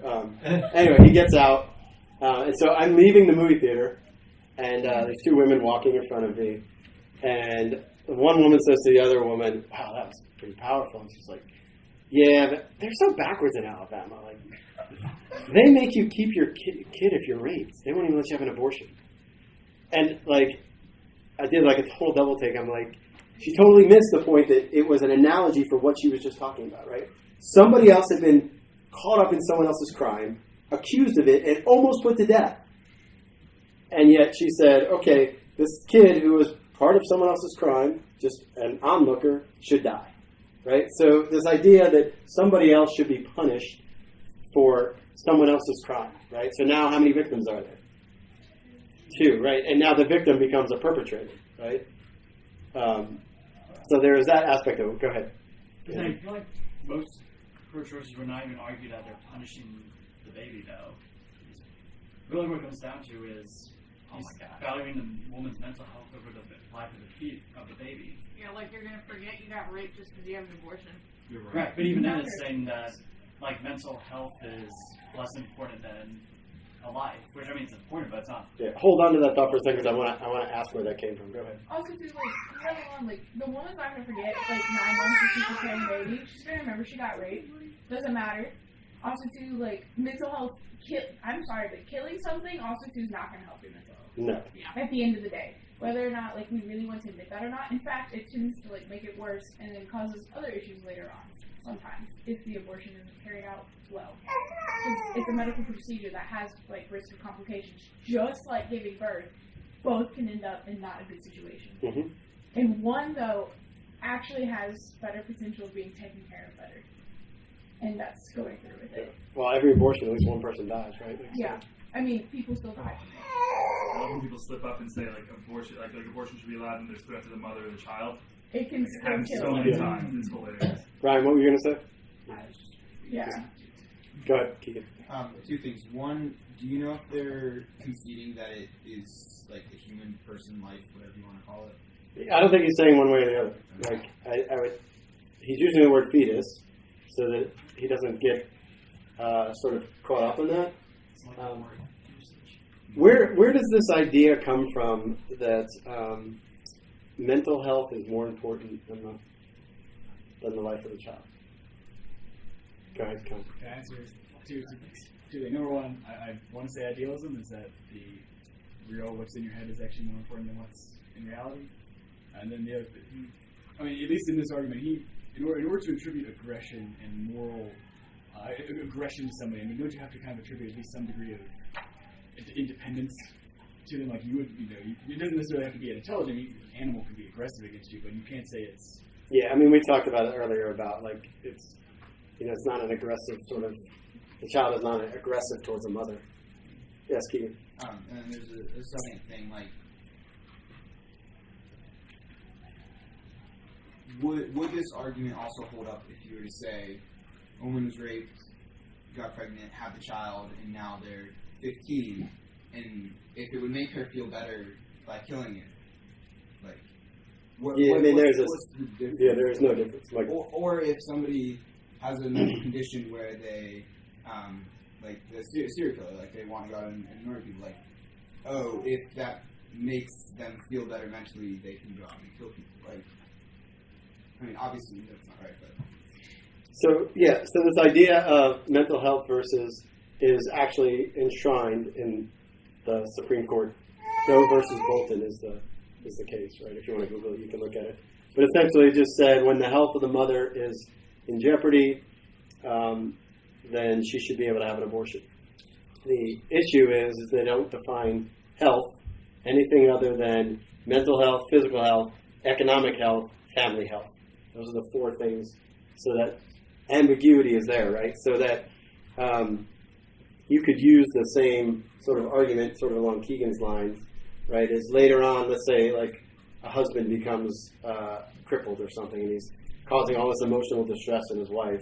Like by that same logic, the wife should be able to kill the husband, right? So this idea then of on the surface, right? Like no one would actually say, because this is really stressful for me or causes anxiety or that I should be able to kill someone, right? Like no one in their right mind. But then the reason why it's sort of taken steam is because it's actually the law. Okay? And that part has to change. Yes, Ron? For kind of like what Keegan said, not that he was really saying that you feel better after you've learned baby, but arguments similar to that are, like, I know you do, but it's just interesting because culturally we have so many different movies and stories and books and all this stuff that prove consistently revenge doesn't make you feel better. That's like a consistent theme in literature and film, and it's something that people so often like to forget. Like, fixing this problem aggressively right now, I punch my sister in the face because I'm mad. I might feel kind of good about it then. Very quickly after, I'm going to regret it. Yeah, exactly. But I don't think anyone would qualify as revenge. It's more like just getting rid of a reminder. Yeah. Well, some people say it's just a problem that you need to kill off, and that's it. It's something that, it's causing you harm, it's been something, you must kill it. You need to kill it. Not fair. And they consider a quick and easy solution. So Yeah, it's a quick we're all about problem those. that's not even a Quick problem. resolution on demand. Let's talk about the health of the mother. Anyone know who that is? Yeah, St. John of Mola. Let's talk a little bit about her her situation, because I think it's pretty sort of illustrative as to what how best to handle this. So she's pregnant with her fourth child, and she develops this fibroid tumor on her uterus, and she goes to the doctor, and she happens to be a doctor herself. And the tumor is large enough that it's likely to cause an issue. And if they go in and sort of remove it,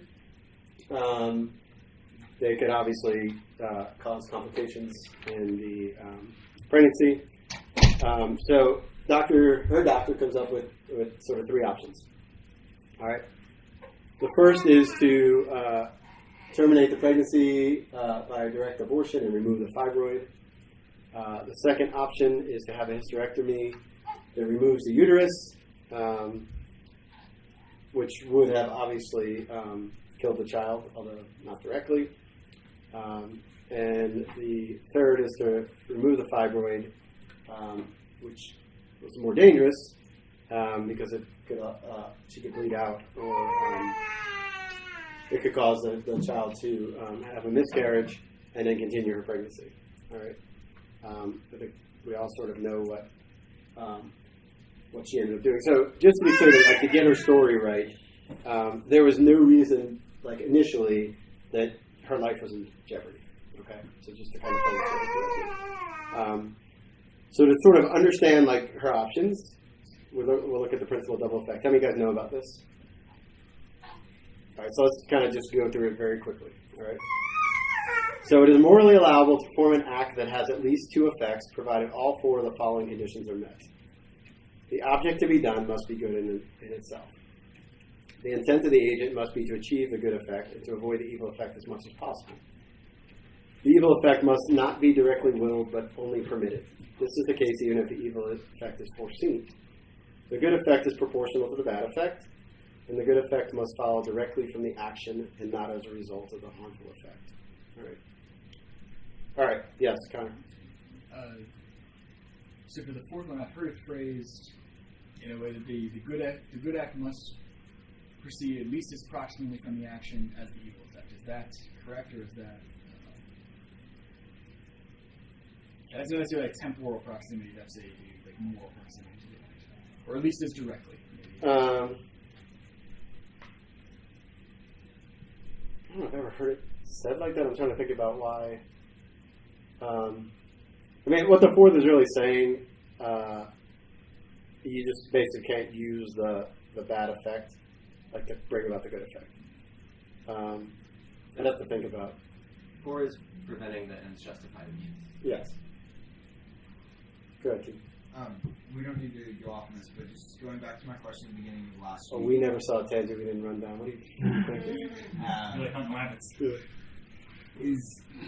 This is basically what I was trying to ask. Is this what passive will, like God's passive will, essentially is, or is it? Yeah, it's very similar to this. It's very similar, like permissive, like permitting. So, in other words, let's just take an ectopic pregnancy, for example. All right. So how is that typically treated? Does anyone know? Say it loud. You remove people up into which houses Okay, that's actually not the. Yeah, that's the permissible way to treat That's it. not the common way to do it. Actually, is to remove the child off of the. Yeah, they give you a drug that makes it detached. Yes. All right. So, but that's the permissible way. All right. So you sort of let the cat out of the bag. So a woman has an ectopic pregnancy, which everyone know what that is. All right. So it's basically that the child attached to the fallopian tube instead of to the uterus. All right. And obviously the child can't survive. All right. So what is? How do you? So if you leave the child there, very often it will sort of just spontaneously miscarriage. Sometimes not. So normally, if it persists for a long time, they'll have to have a surgery of some sort. And the sort of mode of treatment now, sort of common standard of care, is to go in and either go in and remove the child or give medication. Usually, it's medical. It's a medicine. So, what are our options here, morally speaking? Is the medication that removes the child from the fallopian tube, is that good or not? Why not? All right. So what's the good effect, by the way? Yeah. So the mother will die if the child continues to. The fallopian tube will rupture, and the child is going to die either way. Okay. So that's sort of understanding that. All right. So the good effect here is saving the life of the mother. Does taking the medication is that the direct cause of saving the mother's life? Yeah, no, it is, right? Like you're aborting the child to save the mother's life. Maybe I didn't word the question correctly. But even that answer, you said you're aborting the child to save the mother's life. You're not saving the mother's life, and it happens. Yeah, so that's wrong, right? Like, sorry, I thought you were saying. No. I'm saying, so this is why we use the term, like, John Paul II uses the term direct abortion, right? Because there can be times where a child will die as a side effect, right? So the death of the child has to be a side effect, not a cause. The effect of the medicine is the death of the child. Yes. It's deliberately designed to kill the child. So the normal, which Elizabeth already talked about, the normal way of treating that is to go in and remove that portion of the fallopian tube, which then has the side effect of killing the child. Okay, so your intention is to save the mother's life. So why you do that, though, is because any other means scars the fallopian tube and then makes it, I forget what, it's like sometimes like 10 times more likely that it happens again, because then there's grooves in the fallopian tube. So you have to remove the diseased part of the fallopian tube so that it doesn't happen again. And so that, because of surgery, they typically don't do it that way. But that's the only moral sort of option in that case. All right? The death of the child is simply a side effect of saving the mother's life. Okay. Yes, Casey. I have questions about. So I was watching a rebuttal of a pro-choice video, and I was unhappy with one of the rebuttals. The pro-choice person made a comment about the fact that there were tons and tons of fertilized eggs that do not attach to the wall of the uterus. I don't know how you would know that. It's fair. I don't really either. But and I was just kind of. What's the I think there is evidence of some. Yeah, I'm sure that. The numbers are. I don't know how you would know that.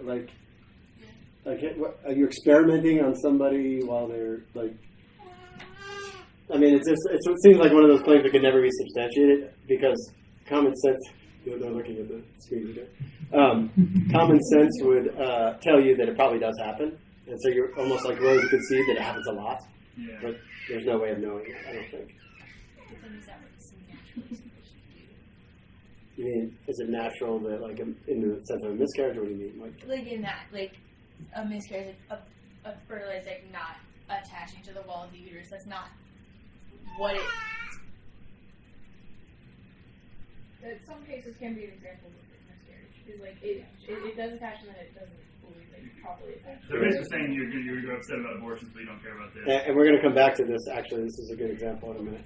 Related to that, I was going to say similar to a miscarriage. It's as if I just dropped out from a heart attack or something. Now, I don't, but no one directly caused that. It was a natural that's different than actively Yes. ending a life.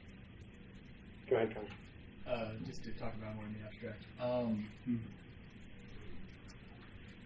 So is there with the proportionality of it, is there a point where you would say, okay, I can do really good thing and have bad thing happen, or I can do semi-good thing and not have bad thing happen? Is it just, you just have to make kind of that judgment? Yeah, as long as, again, you're sort of working in line with the principal double effect, but that sort of calculation, like you're still willing good, right? And maybe in a certain case you're going to will something that's not as good because you want to avoid it, an evil. But as long as the proportionality is the same, but like as long as the proportionality is respected in both cases, it's fine.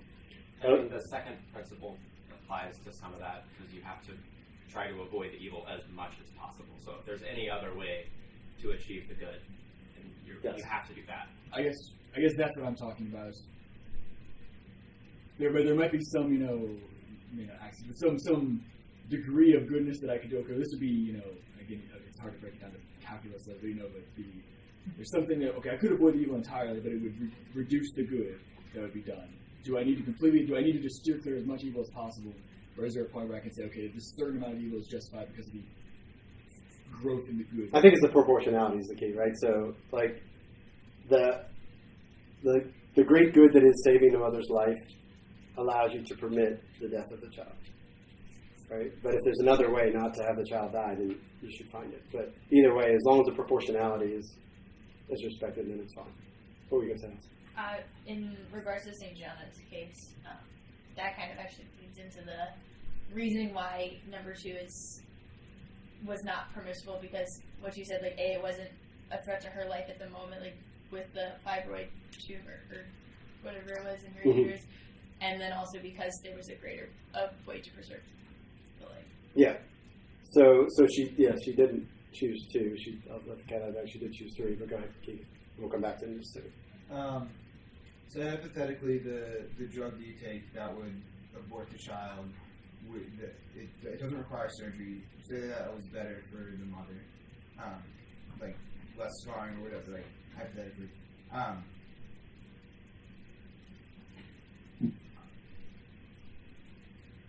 You still can never.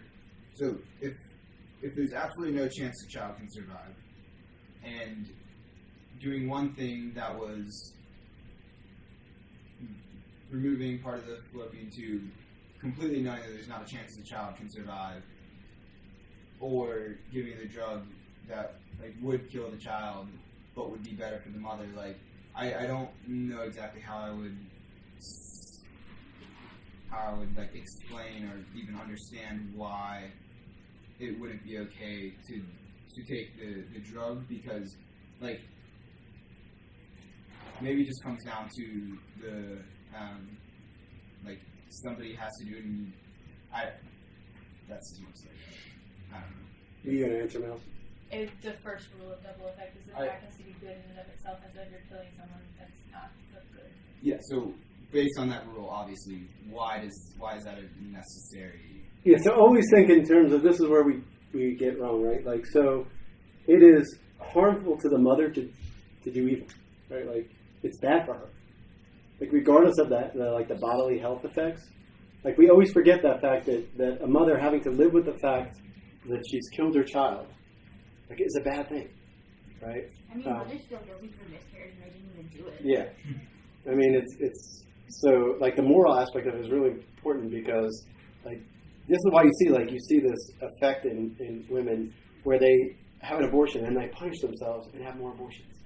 They're like, I can't be a mother. I killed one of my children. And it's rampant.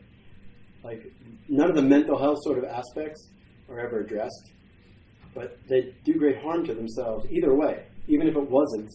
The fact that I mentioned that the medication left scarring and it was bad, that's sort of inconsequential. That's just sort of we can't do consequentialistic ethics about it. That was just to sort of show that actually this, even medically speaking, is better.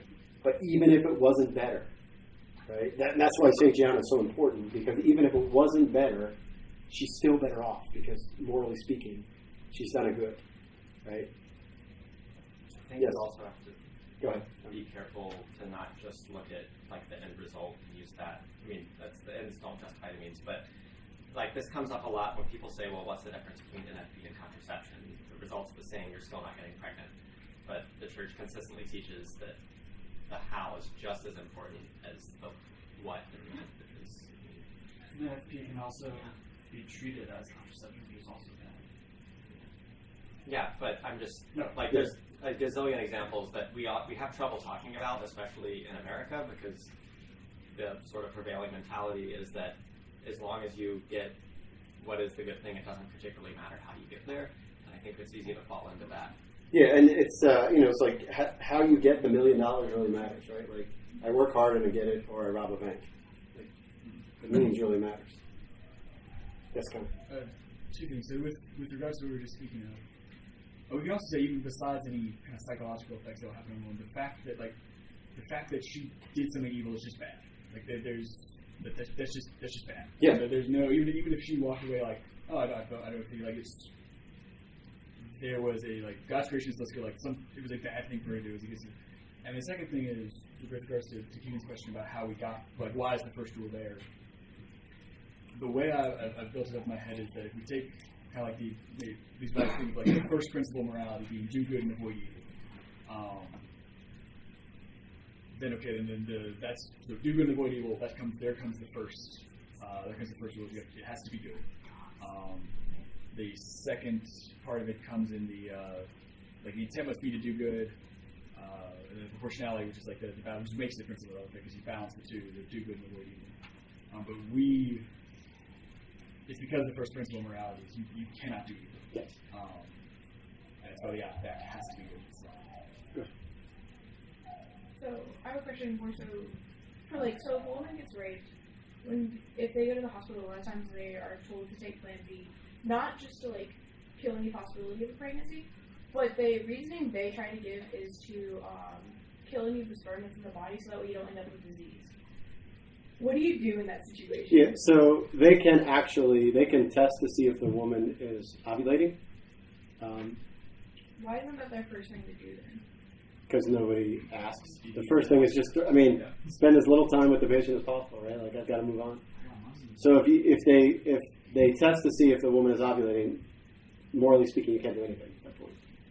If she's not ovulating, then they can intervene and they can do some sort of contraceptive measure because it's not a sexual act, right? She didn't consent to it, and so therefore she can do whatever she has to do in order not to get pregnant. But she can't if she's already in sort of ovulation period. She can't do anything about it then. And the ovulation period thing is just because we don't. The only way for us to know if there could be a life there is to test that. So we're testing to see if there could be a child there. Yeah, and there's no test sensitive enough to know technically we'll do a pregnancy test, but it's not conclusive at that point. Yeah. They can't give a conclusion because they have to do that in order to be able to give other medications. So it's just a hard thing to choose, especially if you don't know the information. Yeah. Which they don't tell you anything. All right, so going back to St. Gianna, let's just talk real quickly. One, obviously, is no. Two, Allison talked about if you want to sort of mitigate the evil, if you want to mitigate the evil, then you would choose 3 over 2. Although, morally speaking, she may have been justified to do 2. Just because the death of the child would have, although foreseen, she would not have been willing it directly. But she was a doctor and knew that her life wasn't really in jeopardy. All right, and the reason she ended up dying had to do later on her uterus ruptured, which may or may not have had something to do with the fibroid. You already know that. But nevertheless, she sort of demonstrates here's a hard case. A mother's life is in jeopardy by all the signs, and she took it all the way to the end and ended up dying. Yes, and which is pretty cool because her kids were at her canonization, including the kid who she delivered right before. Yes, Connor. You're saying her life. She had good reason to believe that her life was not imminently in danger. it ended up being, but there's a... Yeah, I mean, she thought... Uterine rupture is a risk in every pregnancy. Yeah. Hers was elevated, and she sort of knew that, but it wasn't like it was imminent. All right, let's talk real quick about contraception, and then if you guys want to hang, because I went way over, we can talk about the death penalty. You guys want? You should read all 3 of your articles. Yes. Or you could do that. All right, so John Paul II calls contraception and abortion fruits of the same tree. Let's talk about why that is. All right. The life which could result from a sexual encounter thus becomes an enemy to avoid at all costs, and abortion becomes the only possible decisive response to failed contraception. I want to talk about another connection real quick. So does anyone know how birth control pills actually work? There's a couple of different Ooh, ways they to work. tell your body you had a miscarriage? No, not exactly. So More Plan B phase. there are 3 ways in which it works, okay? The first is that it inhibits ovulation. The second thing is it thickens the cervical mucus so the sperm can't travel very well. And the third is like a thinning and a shriveling of the uterus. All right. Okay, so here's what the physician desk reference says about birth control pills. Combination oral contraceptives act by suppression of gonadotropins. That's suppressing ovulation. Although the primary mechanism of this action is inhibition of ovulation, other alterations include changes in the cervical mucus, which increase the difficulty of sperm entry into the uterus, and changes in the endometrium, which reduce the likelihood of implantation. What is that last thing I'm talking about? It's an abortion.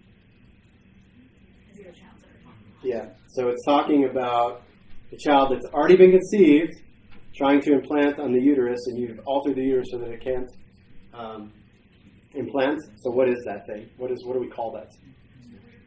It's an abortion, right? We call it abortifacient. So I forget, somebody did try to do a study on how many abortions actually occurred because of the birth control pill. It's probably, I think they average that a woman on birth control pills is pregnant about once a year. And then I think, they figure out how many times people actually remain pregnant, and they kind of go from there. But nevertheless, we're talking in the thousands, if not hundreds of thousands, every year of abortions that are carried out that way. So why does this matter? Obviously, other than the sort of abortion thing, is because every time that that you've seen like a human life bill come up, where it says life begins at conception, it hasn't passed. You know why it hasn't passed? Because that goes away. All right? Because if life really does begin at conception, then you can't use birth control pills. Right? And that's problematic. All right? And so until that part, this is why it's fruits of the same tree, right? If you don't get rid of contraception, you're not going to get rid of abortion. All right? Because they're now intimately linked, because a lot of people are actually using abortion as a contraceptive method. All right, so if any of you guys want to leave, you can. We can talk about the death penalty, but I figure I'll end with something controversial. Yeah, I just wanted to add something that is important when you're reading like church documents on this. The church doesn't usually use the word miscarriage. It'll say spontaneous abortion. And just like know that that's the way it says that, and that's what it means, because if you don't know that that's what it's talking about, someone could use that against you in an argument. But spontaneous abortion just means, it's an abortion, the child was aborted, you just didn't will it, it happened spontaneously. So I want to change my answer. So doesn't birth control work? Not telling what, the body has what page did I write your answer down? Telling the body it's pregnant, and then when it realizes it's not pregnant, then it thinks it had a miscarriage. Yeah, so it changes the hormonal level so that the body thinks it's actually having a period, right? That's why like women on birth control pills are constantly like not feeling so good, right? Because hormonally they think that their period is starting. It's prescribed to help the period. Yes. Yeah. Again, just literally throwing a pill at a problem. Plus one carcinogen. Okay. So, before we get on something controversial, I want to go back to something controversial. Because abortion wasn't controversial enough. So you can decide whether to give your direct opinion or just give research.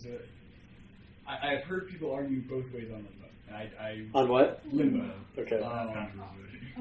Like what? So limbo is an application of human reason to the problem of what happens on baptized baby. Like everything about the limbo argument, like makes sense, right? Like the child isn't punished because they haven't sinned; they're not punished, so they go to this place of natural happiness. Because, and the reason why I think it's at least compelling, I can't say whether it's true or not, but at least compelling is because heaven is a reward, right, and hell is a punishment. Like, the child hasn't merited an award or a reward, nor has it merited punishment, right? So, like, hell is probably not an option of the two. Heaven maybe could be, like, but it seems to me that limbo is at least reasonable, even if we don't know. When they're reunited to their bodies, yeah. Wait, can you explain limbo real quick? Yeah. So limbo is this place of eternal natural bliss. So the residents of limbo would spend their time contemplating God as He's naturally known. So think of like they have no supernatural revelation of God. So they don't have the beatific vision. They don't see Him face to face. They just look at all of however God naturally reveals Himself. That's how they know Him.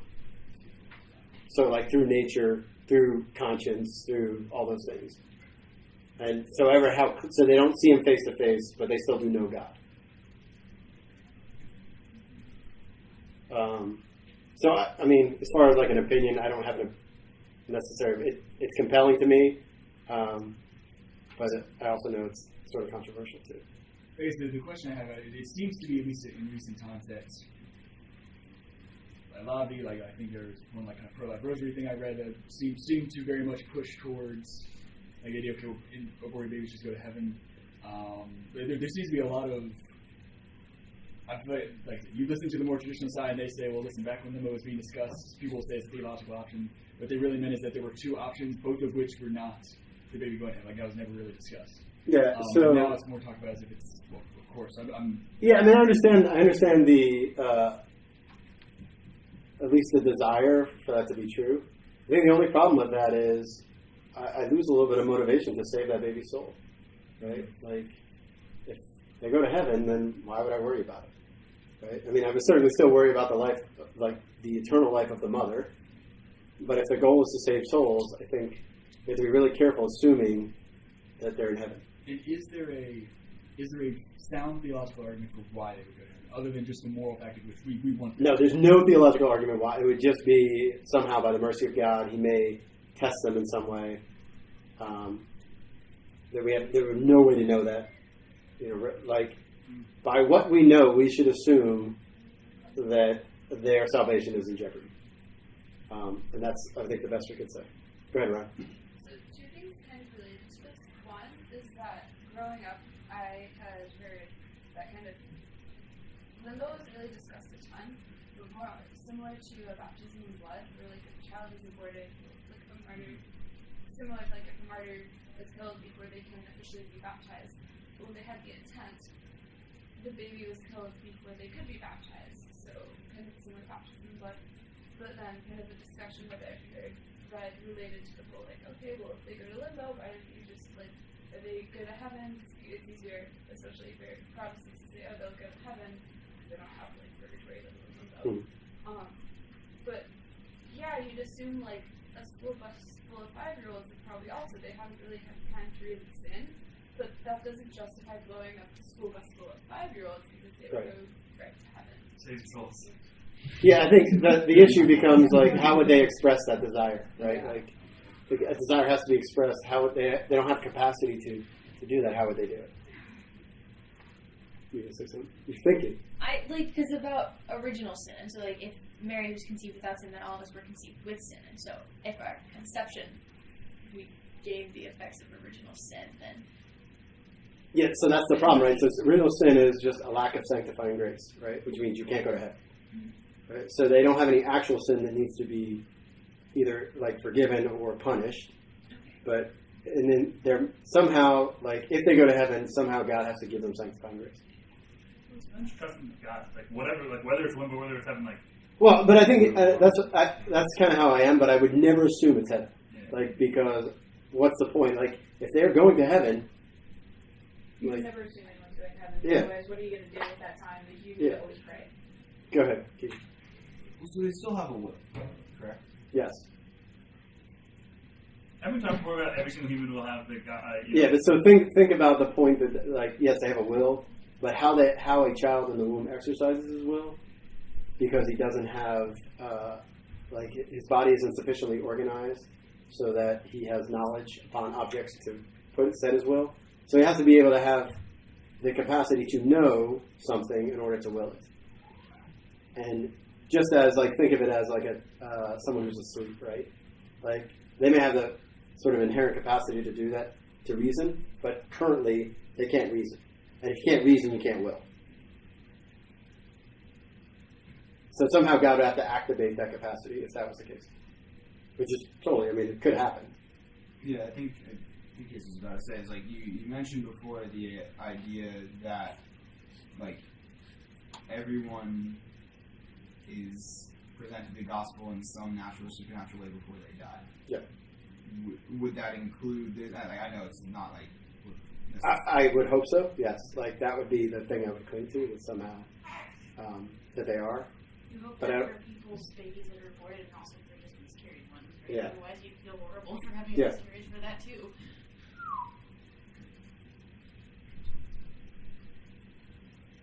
If you really want to blow your mind, think about like Mary in the womb. She could actually make acts of her intellect. She wasn't fallen. She could actually choose. She actually knew things. But why? I understand the original sin thing, but she didn't have information to process, did she? She wouldn't. So she wouldn't need she wouldn't need necessarily like input in the way that we would need it to know things, right? Babies in the womb can see light. Yeah. So there is information. Even Lewis talked about like the idea of the unfallen man is passing like in complete control of our bodies, like in our organs and whatnot. Yeah. Wow. She'd come out reasoning, right? Like, okay, death penalty. I'll try to go through this kind of quickly because we are way over. Good discussion. All right, so why is this even controversial? Everyone sort of know the history of this. So Pope Francis, about maybe a year and a half ago, made a change to the catechism, essentially saying that the death penalty is inadmissible because of an attack on the inviolability and dignity of the person. I'll read the whole paragraph from the catechism because it's important. Recourse to the death penalty on the part of legitimate authority following a fair trial was long considered an appropriate response to the gravity of certain crimes and an acceptable, albeit extreme, means of safeguarding the common good. Today, however, there's an increasing awareness that the dignity of the person is not lost even after the commission of very serious crimes. Consequently, the Church teaches in light of the gospel that the death penalty is inadmissible because of an attack on the inviolability and dignity of the person, and she works with determination for its abolition worldwide. Yes, Connor. So in saying that, Are you questioning the Pope? All I did was read out the catechism. All right, so I just made you into the bad guy instead of me. That's where I was going. I was trying to up the ante on this, but anyway. So I'm not sure who wrote this. The person who wrote this, are they trying to say that? So the quoted part is Pope Francis. The death penalty is inadmissible. So starting at the today, so after the Congress today, are they trying to say that yesterday the church doctors who thought it was okay to do the death penalty did not have awareness of the dignity that a human person is not lost after the commission of very serious crimes? Because I think that would be the claim. Or that the church was in the dark of the gospel. That too, right? So some of this too, like the reason why this is a good example, right, is the church is plagued right now, which is why I'm here, by ambiguity, right? Like does not teach clearly what needs to be taught, right? It's just the effect of sort of years of doing it that way. There's not enough clarity in the church's teaching. So this can mean everything and anything because it's stated ambiguously. Ambiguously. Why can't I say that word? Ambiguously. Yeah, I'm seeing the word, but then I can't say it. What were you going to say, Keith? Is this considered infallible? Okay, so let's talk about that first. All right. The catechism in and of itself is not an authoritative document. Okay? You know why? Because he changed the catechism. What can't change? Authoritative teaching, right? So what the catechism is a summary of the faith. And there's certainly official catechisms. But all of the authority of the catechism sits and rests in the footnotes. Right? This is why footnotes are really important. And then so it's on the level of whatever the footnote is taught at. Okay? Is this an infallible teaching? No. And we're going to talk about why. Okay? And quick question too. I don't like when you smile and tell me quick questions because I feel like you're setting up a trap for me. In relation to God's existence, it's a quick question. So like So the seventh day. What was that like? I could have this wrong, but from what I remember of Exodus, God commands that if somebody has a certain offense, they should be killed. Okay, yeah, that's Genesis, but yes. That is a command of God. And so... He didn't have the letter. Yeah, so wait. Yeah, just stop there because that's actually, we're going to talk about that example. I want to bring up, I started reading things and just found some points. Just things? About this. So, a few questions I want to bring up to make sure we actually look at this, which is, the first question would be, what is the strongest level of doctrine that the death penalty has ever been taught as? Because that's really important, because that impacts whether or not the teaching can change. Mm-hmm. And then the next question would be, if you're going to bring up things like that, you also have to reconcile the fact that the Levitical law did change in certain core ways. You have to reconcile it with that. And then also the fact that the church does actually teach that God taught certain laws that we no longer allow because they were taught to a culture, not to everyone. And so, whatever we come up with has to fit within those things. Yes. I think that gives me at least enough of a framework to feel not so alarmed about this, because I don't think I've ever heard answers to those three questions at the same time as someone saying the Pope's teaching heresy. Because heresy is actually very, very difficult. Yeah, so what I'm not saying for sure is that the Pope is teaching heresy. So I'm not saying that. But I just want to make sure we're not trying to get... But I think I am going to answer your other three questions by the time we're done. All right, so let's just at least ask if this is an open question, at least according to Cardinal Ratzinger, a.k.a. Pope Benedict, Catholic were to be at odds with the Holy Father on the application of capital punishment. He would not for that reason be considered unworthy to prevent himself to receive Holy Communion. While the Church exhorts civil authorities to exercise discretion and mercy and impossible in imposing punishments on criminals, it may still be permissible to have recourse to capital punishment. There may be a legitimate diversity of opinion, even among Catholics, about applying the death penalty. All right, so what is he saying? He's saying there's a door open. It's questionable. Yeah, so that the death penalty can be applied is not an open question. I think this is what he's saying. What I'm saying is how it is applied and when it is applied is. Okay?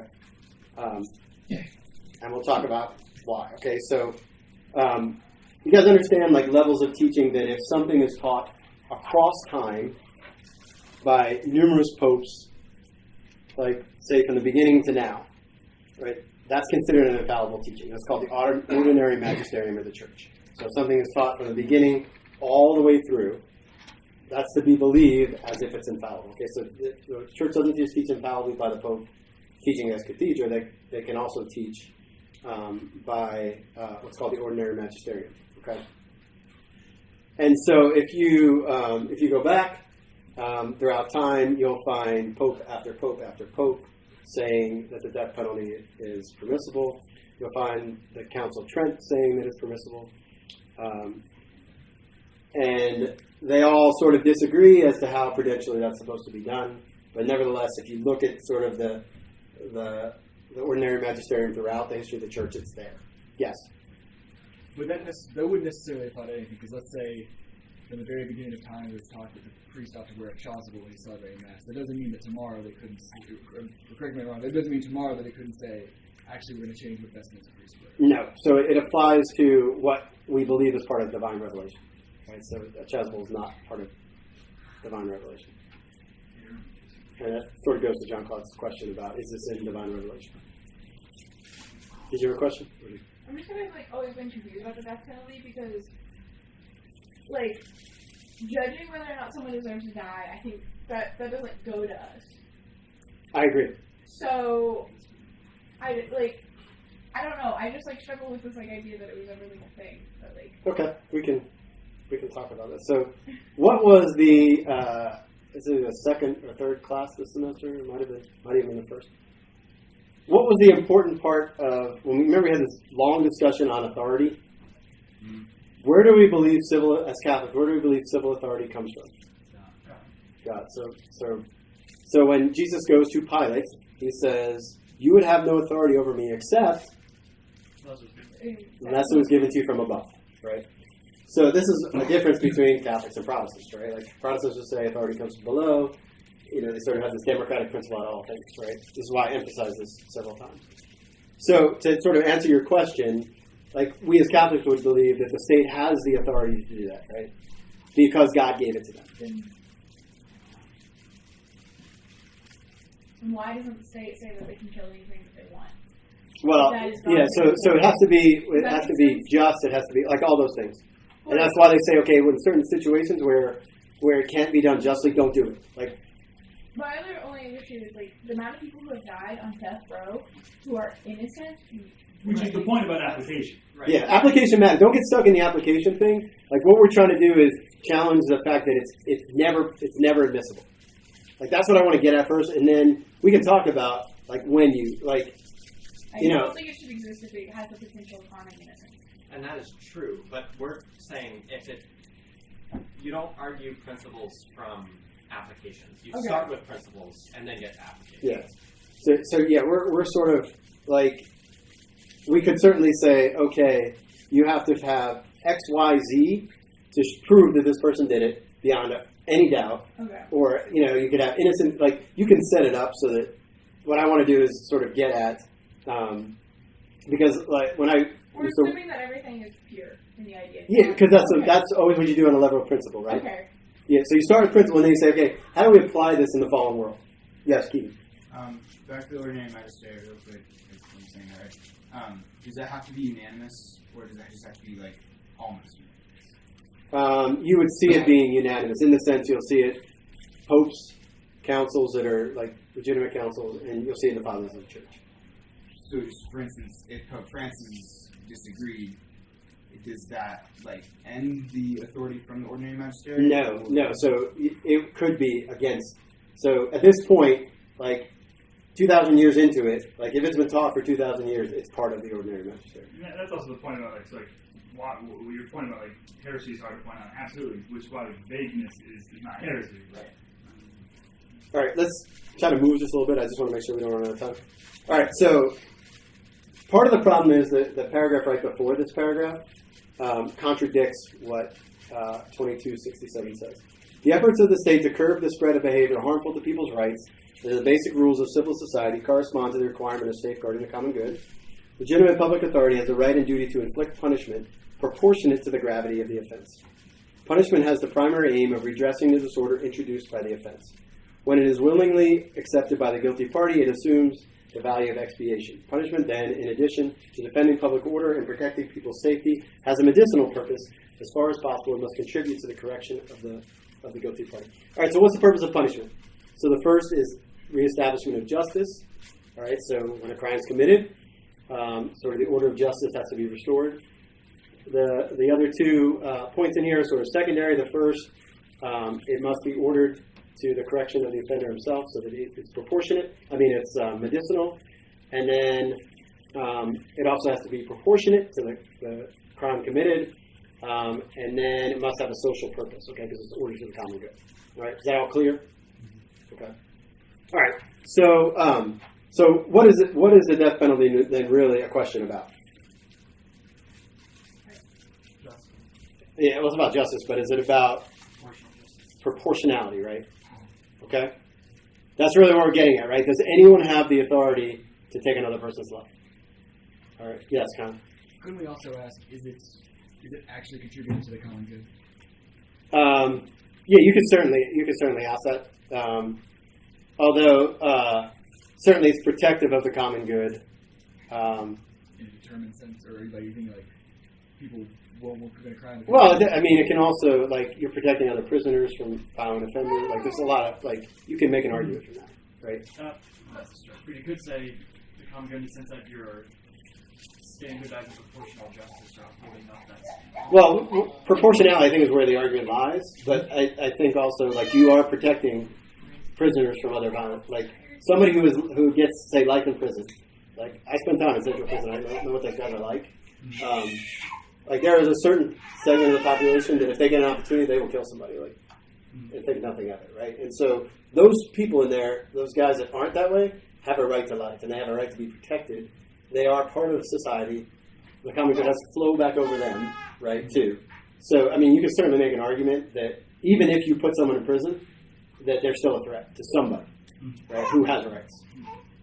Yes, Connor. When you say you spent time in Central Prison, you meant prison ministry, right? Yes. Yes. And I mean, I met guys who were on death row, so it's like, I sort of get this. Yeah, Connor, you knew that, by the way. You were trying to say me. I wanted to make sure everyone else did. Okay. I think everyone took it as like. Okay. I don't know, man. It was on the recording. It was all right. Anyway, all right. So the question is about proportionality. Then, okay. Ultimately, all right. Are there some crimes that are so bad that they deserve death? Okay, that's ultimately the question. All right. So let's take an example. Let's say somebody kills 25 people, right? A serial killer. All right, does he deserve death?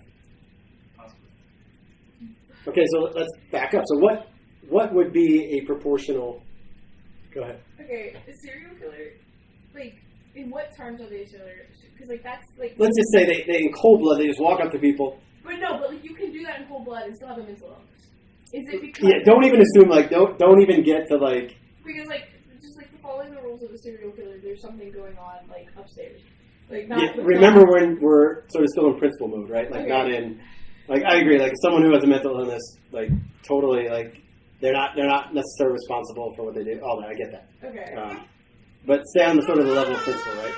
So 25 people, perfectly rational person, knows what they're doing, plan it out. Because, I mean, you got to be a little sick in the head probably to kill 25 people, right? So, do they deserve death? I don't think so, but I don't really know what you mean by deserve. Well, is that a just punishment? Can we determine that, though? I think we forget. I think people who think it's not just forget the next life. The fact of the matter is we are not, we're not damning them to hell. Like that's not our role. But we do have a role in temporal, punishment. Yes. So, we think, oh wow, we're doing the worst thing possible to them because we're taking away their life. But there is life. Yeah, which we're going to get to in just a second, right? Go ahead, Keith. So, to phrase it a different way, they have essentially lost the right to life due to their high possibility of taking another's life. I'm confused with the deserving thing. Yeah, so would it be just to take the life of, just use just, don't even worry about deserving? I think it could. So there is a threshold, right? So you agree that, say, somebody who killed one person gets life in prison, somebody who killed 25 people also gets life in prison. What are we missing there? Like, is that person supposed to get the same punishment as this person? No, that wouldn't be proportionate. Yeah, so there's definitely a proportionality problem, right? Well, so my question then would be, so say someone kills 25 people and someone kills 3,000. Yeah, right. And you kill both of them, they get the same punishment, and it's still not proportional. Trust God to then take the yeah, but so that's the question of whether is the capital punishment like the end? Like where does it stop? Is life in prison enough to stop the sort of the proportionality, or must we go another step and say that's where the question is, right? Like, are you saying what is our maximum punishment we can? Yes. Yeah, we can do more than life in prison. We can't really do more than yeah. Go ahead. What is your name? MJ. Okay, MJ. Go ahead. So, Yeah, that is my name. So. Is she giving me false names, Kyle? No. It's the undercover thing? Oh, we're back at the undercover thing. Yeah. Go It's a ahead. nickname based Okay. on her initials. Yeah. It's appropriate. Thank you, Ryan. Because apparently I don't have the ability to prove myself. So, I guess principle, I don't even know what I was going to ask now. Thanks, guys. But, I don't know. The only thing I struggle with the idea is, sometimes for people to repent, it takes time. And sometimes that means taking the rest of their life sitting in a jail cell, looking at a wall, and thinking over it. Okay. Are we not taking Can ability to repent? Can we hold the repent question till the end? Is Okay. that we're going to talk about that? Okay. Yes, come on. So I noticed on the Keegan story, I want to draw attention to it. So he said that, okay, somebody kills 25, okay, so to make sure they don't kill another. Or that sound like he said something. He was saying the next life is in heaven or hell. Yeah. Not the next life they might kill. So, to explain, I think, none of us deserve life. So I didn't understand how he could say. Yeah, deserve probably wasn't a good word to use. And so I was trying to rephrase that, and I was talking about the next person that they would kill. Is that why they lose their right to life? Because I think that's the only thing that we could say they deserve to have that taken away. Maybe. And that's what I wanted, because I at least my understanding of what you're saying is that it's not that this person kills 25 people and we are killing them so that they don't kill the 26. Is that they kill 25 people. Yes. And So it can't be a deterrent to that you can't use the death penalty as a deterrent. It may have that effect, but again, that's using something like toying with someone's life to get the good effect of not having other people commit the crime. To acknowledge the human dignity of the 25 people they killed, it requires a just punishment. Say someone kills 25 people and you give them a $1,000 fine. That seems like you are not acknowledging human dignity. Okay. So this becomes now, what is a human life worth? Okay. So dignity is a two-edged sword. You can't simply just say, okay, the capital punishment takes away the person's dignity. But if human beings have this great dignity, then they've also taken away the dignity of another person. All right. So dignity goes both ways. Yes. So this applies. Can you define dignity? Yeah, dignity is simply just the inherent value in a thing based upon what it is.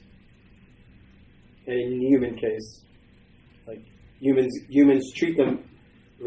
are treated a certain way because they are. Why doesn't Mary have more dignity than me?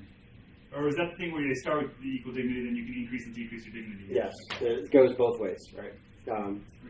All right, so you can't, on the one hand, say the human life is so valuable that you can't kill it, or you can't kill the person, and then on the other hand, say that human life is so valuable that when someone takes that life, that they're not responsible with their own life for it. Okay, so the human dignity argument is sort of a wash. All right, and the reason why it's a wash is because God in Genesis tells Noah that anyone who sheds the blood of a human being by a human being shall that one's blood be shed. For in the image of God have human beings been made. So what is being said here is because of the dignity of human beings, then anyone who sheds the blood of a human being should also have their blood shed by human beings. All right? And so why doesn't this apply to like the Levitical law? Does anyone know? Because where is it? Way prior to, right? Way prior to Leviticus. All right? So here's the problem. All right? If you say it's inadmissible, meaning wrong, then God has commanded something that is wrong. Yes? Divorce. God didn't command it, He allowed it. God is commanding here. That's very different. So when Moses, I don't know the exact history of the bill of divorce being introduced. So did Moses say you can give a bill of divorce? In which case, did God tell him to say you can give a bill of divorce, or did he just make that decision by himself and God didn't stop him? I have no idea. We only hear about that interior part of it from Jesus, right, where He just says, God, Moses granted the bill of divorce because God allowed because of the hardness of your hearts. So basically, at least from that way, it's okay. Some group of people said, "Hey, why can't we just do this bill of divorce thing?" And Moses and/or in one of the same God said, Yeah, so the sort of the understanding is that people were taking the till death do you part literally, and were killing their wives, and so to eliminate that evil, he permitted a lesser evil. Did he not kill the husbands? No, so the husbands were killing the husbands were killing the wives. That's what I'm saying. Did he not punish the husbands by killing them? Well, still, you'd want to. You still don't. Yeah, like she's already dead at that point. Right? Like, well, they're the worst neighbors ever. Like that was easy. All right, so the human dignity thing sort of is a two-edged sword, and if you go strictly to Revelation, we find that because human beings are so great, there is a proportional punishment based upon what God is saying of a life for a life. Does who sheds human blood, or the blood of human? Does that imply death, or like Johnny pushes me down on the playground, can I push him back as he's great? Yeah, that has always been assumed to apply to death in the context. Okay. All right, so Revelation says that at a certain point, yes, this is okay. All right, now where that line is really important. All right, so let's just deal with real quick with the repentance question, because we said it had to have a medicinal effect. All right, so to be a just punishment has to have a medicinal effect. And some people will say, well, okay, it takes a long time. Somebody did say this actually. It will take a long time for the person to repent. All right.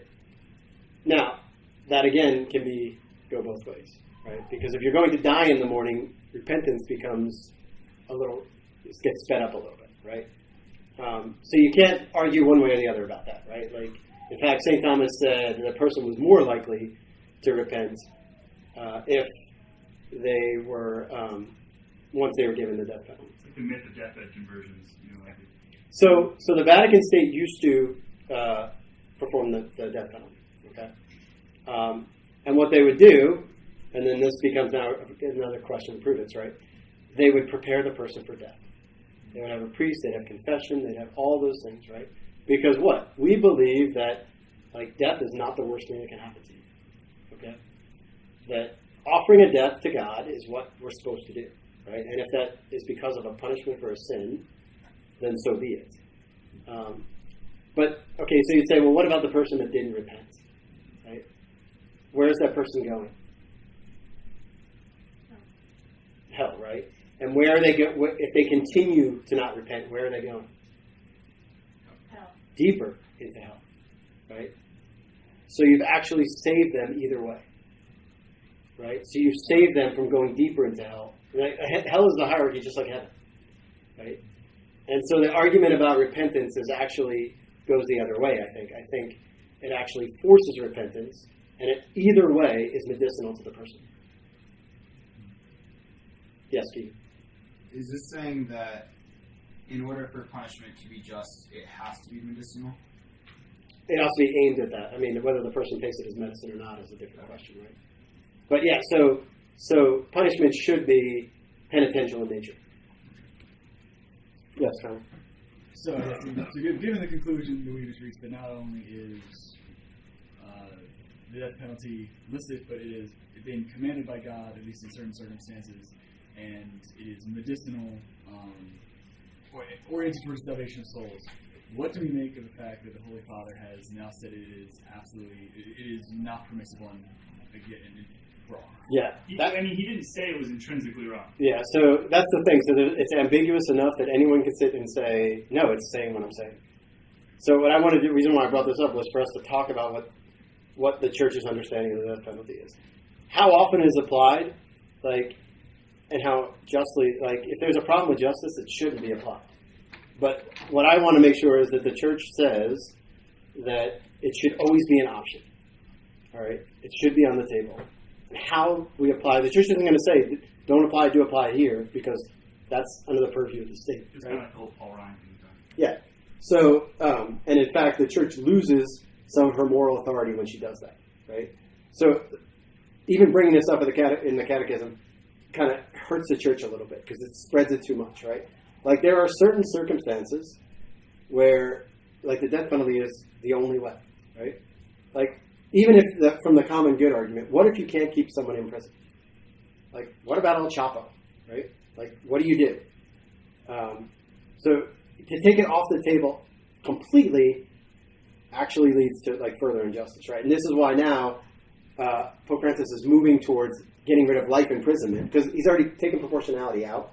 And so he would say, okay, well, life in prison is cruel and unjust.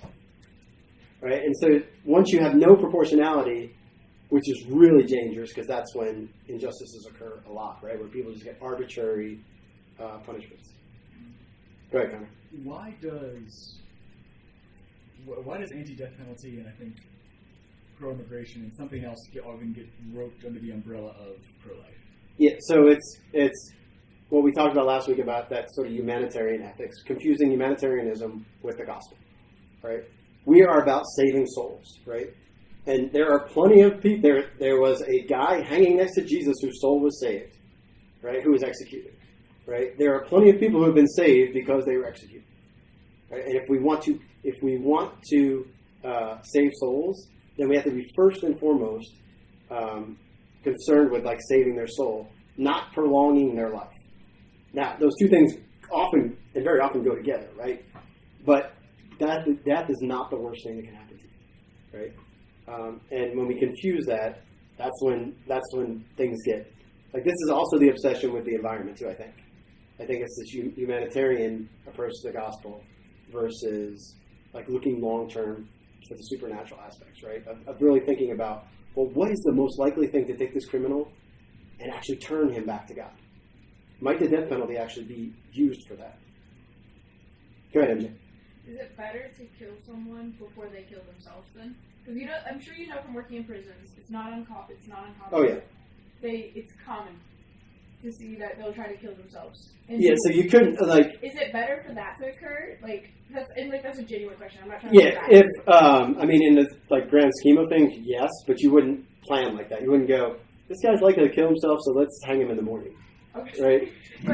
Because that's doing like if it's not time, it's not just. He hasn't like all the opportunities to defend himself. Like that's unjust. They need to still put him through a fair trial. They need to still offer him the petition. Yeah. Like you can't just like skip going to confession because he's going to try to hang himself. Yeah, yeah, and if like to your point, if it's not possible to have a just trial and it's not possible to justly apply it, then it shouldn't be applied. What if they're a person who will continue to try, what if it's not proportional necessarily to their crime? Like they're just in prison for like possession of marijuana. Oh, no, the proportionality has to be part of it. So it has to be. Yeah. So even if so you cannot do that just to prevent them. Yeah, so it have to be something really grievous. Really grievous. But it's just like, that's something that was posed to me by a person before, and I was like, I don't know how to answer. Yeah, so the proportionality, and that's why, like, I think it still has to be on the table because that protects proportionality across the board. Okay. Right? Does this make sense? What evidence do you have that the Pope is moving to say that life imprisonment is? Yeah, he's talked about it in speeches. He has? Okay. Yeah. I mean, I feel comfortable being taped saying that because he said it himself. I'm not saying anything that he hasn't said a couple of times. Rob and him met up one day. And Yeah, we were just talking. He saw the photo Casey made and he was like, Yeah. Casey, I don't know what's going to happen next week, buddy. I really don't.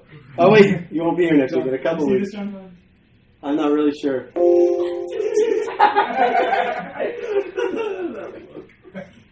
All right, who wants to pray? And any questions? Sorry, we went really long. Is this our most controversial life that we talked about? No.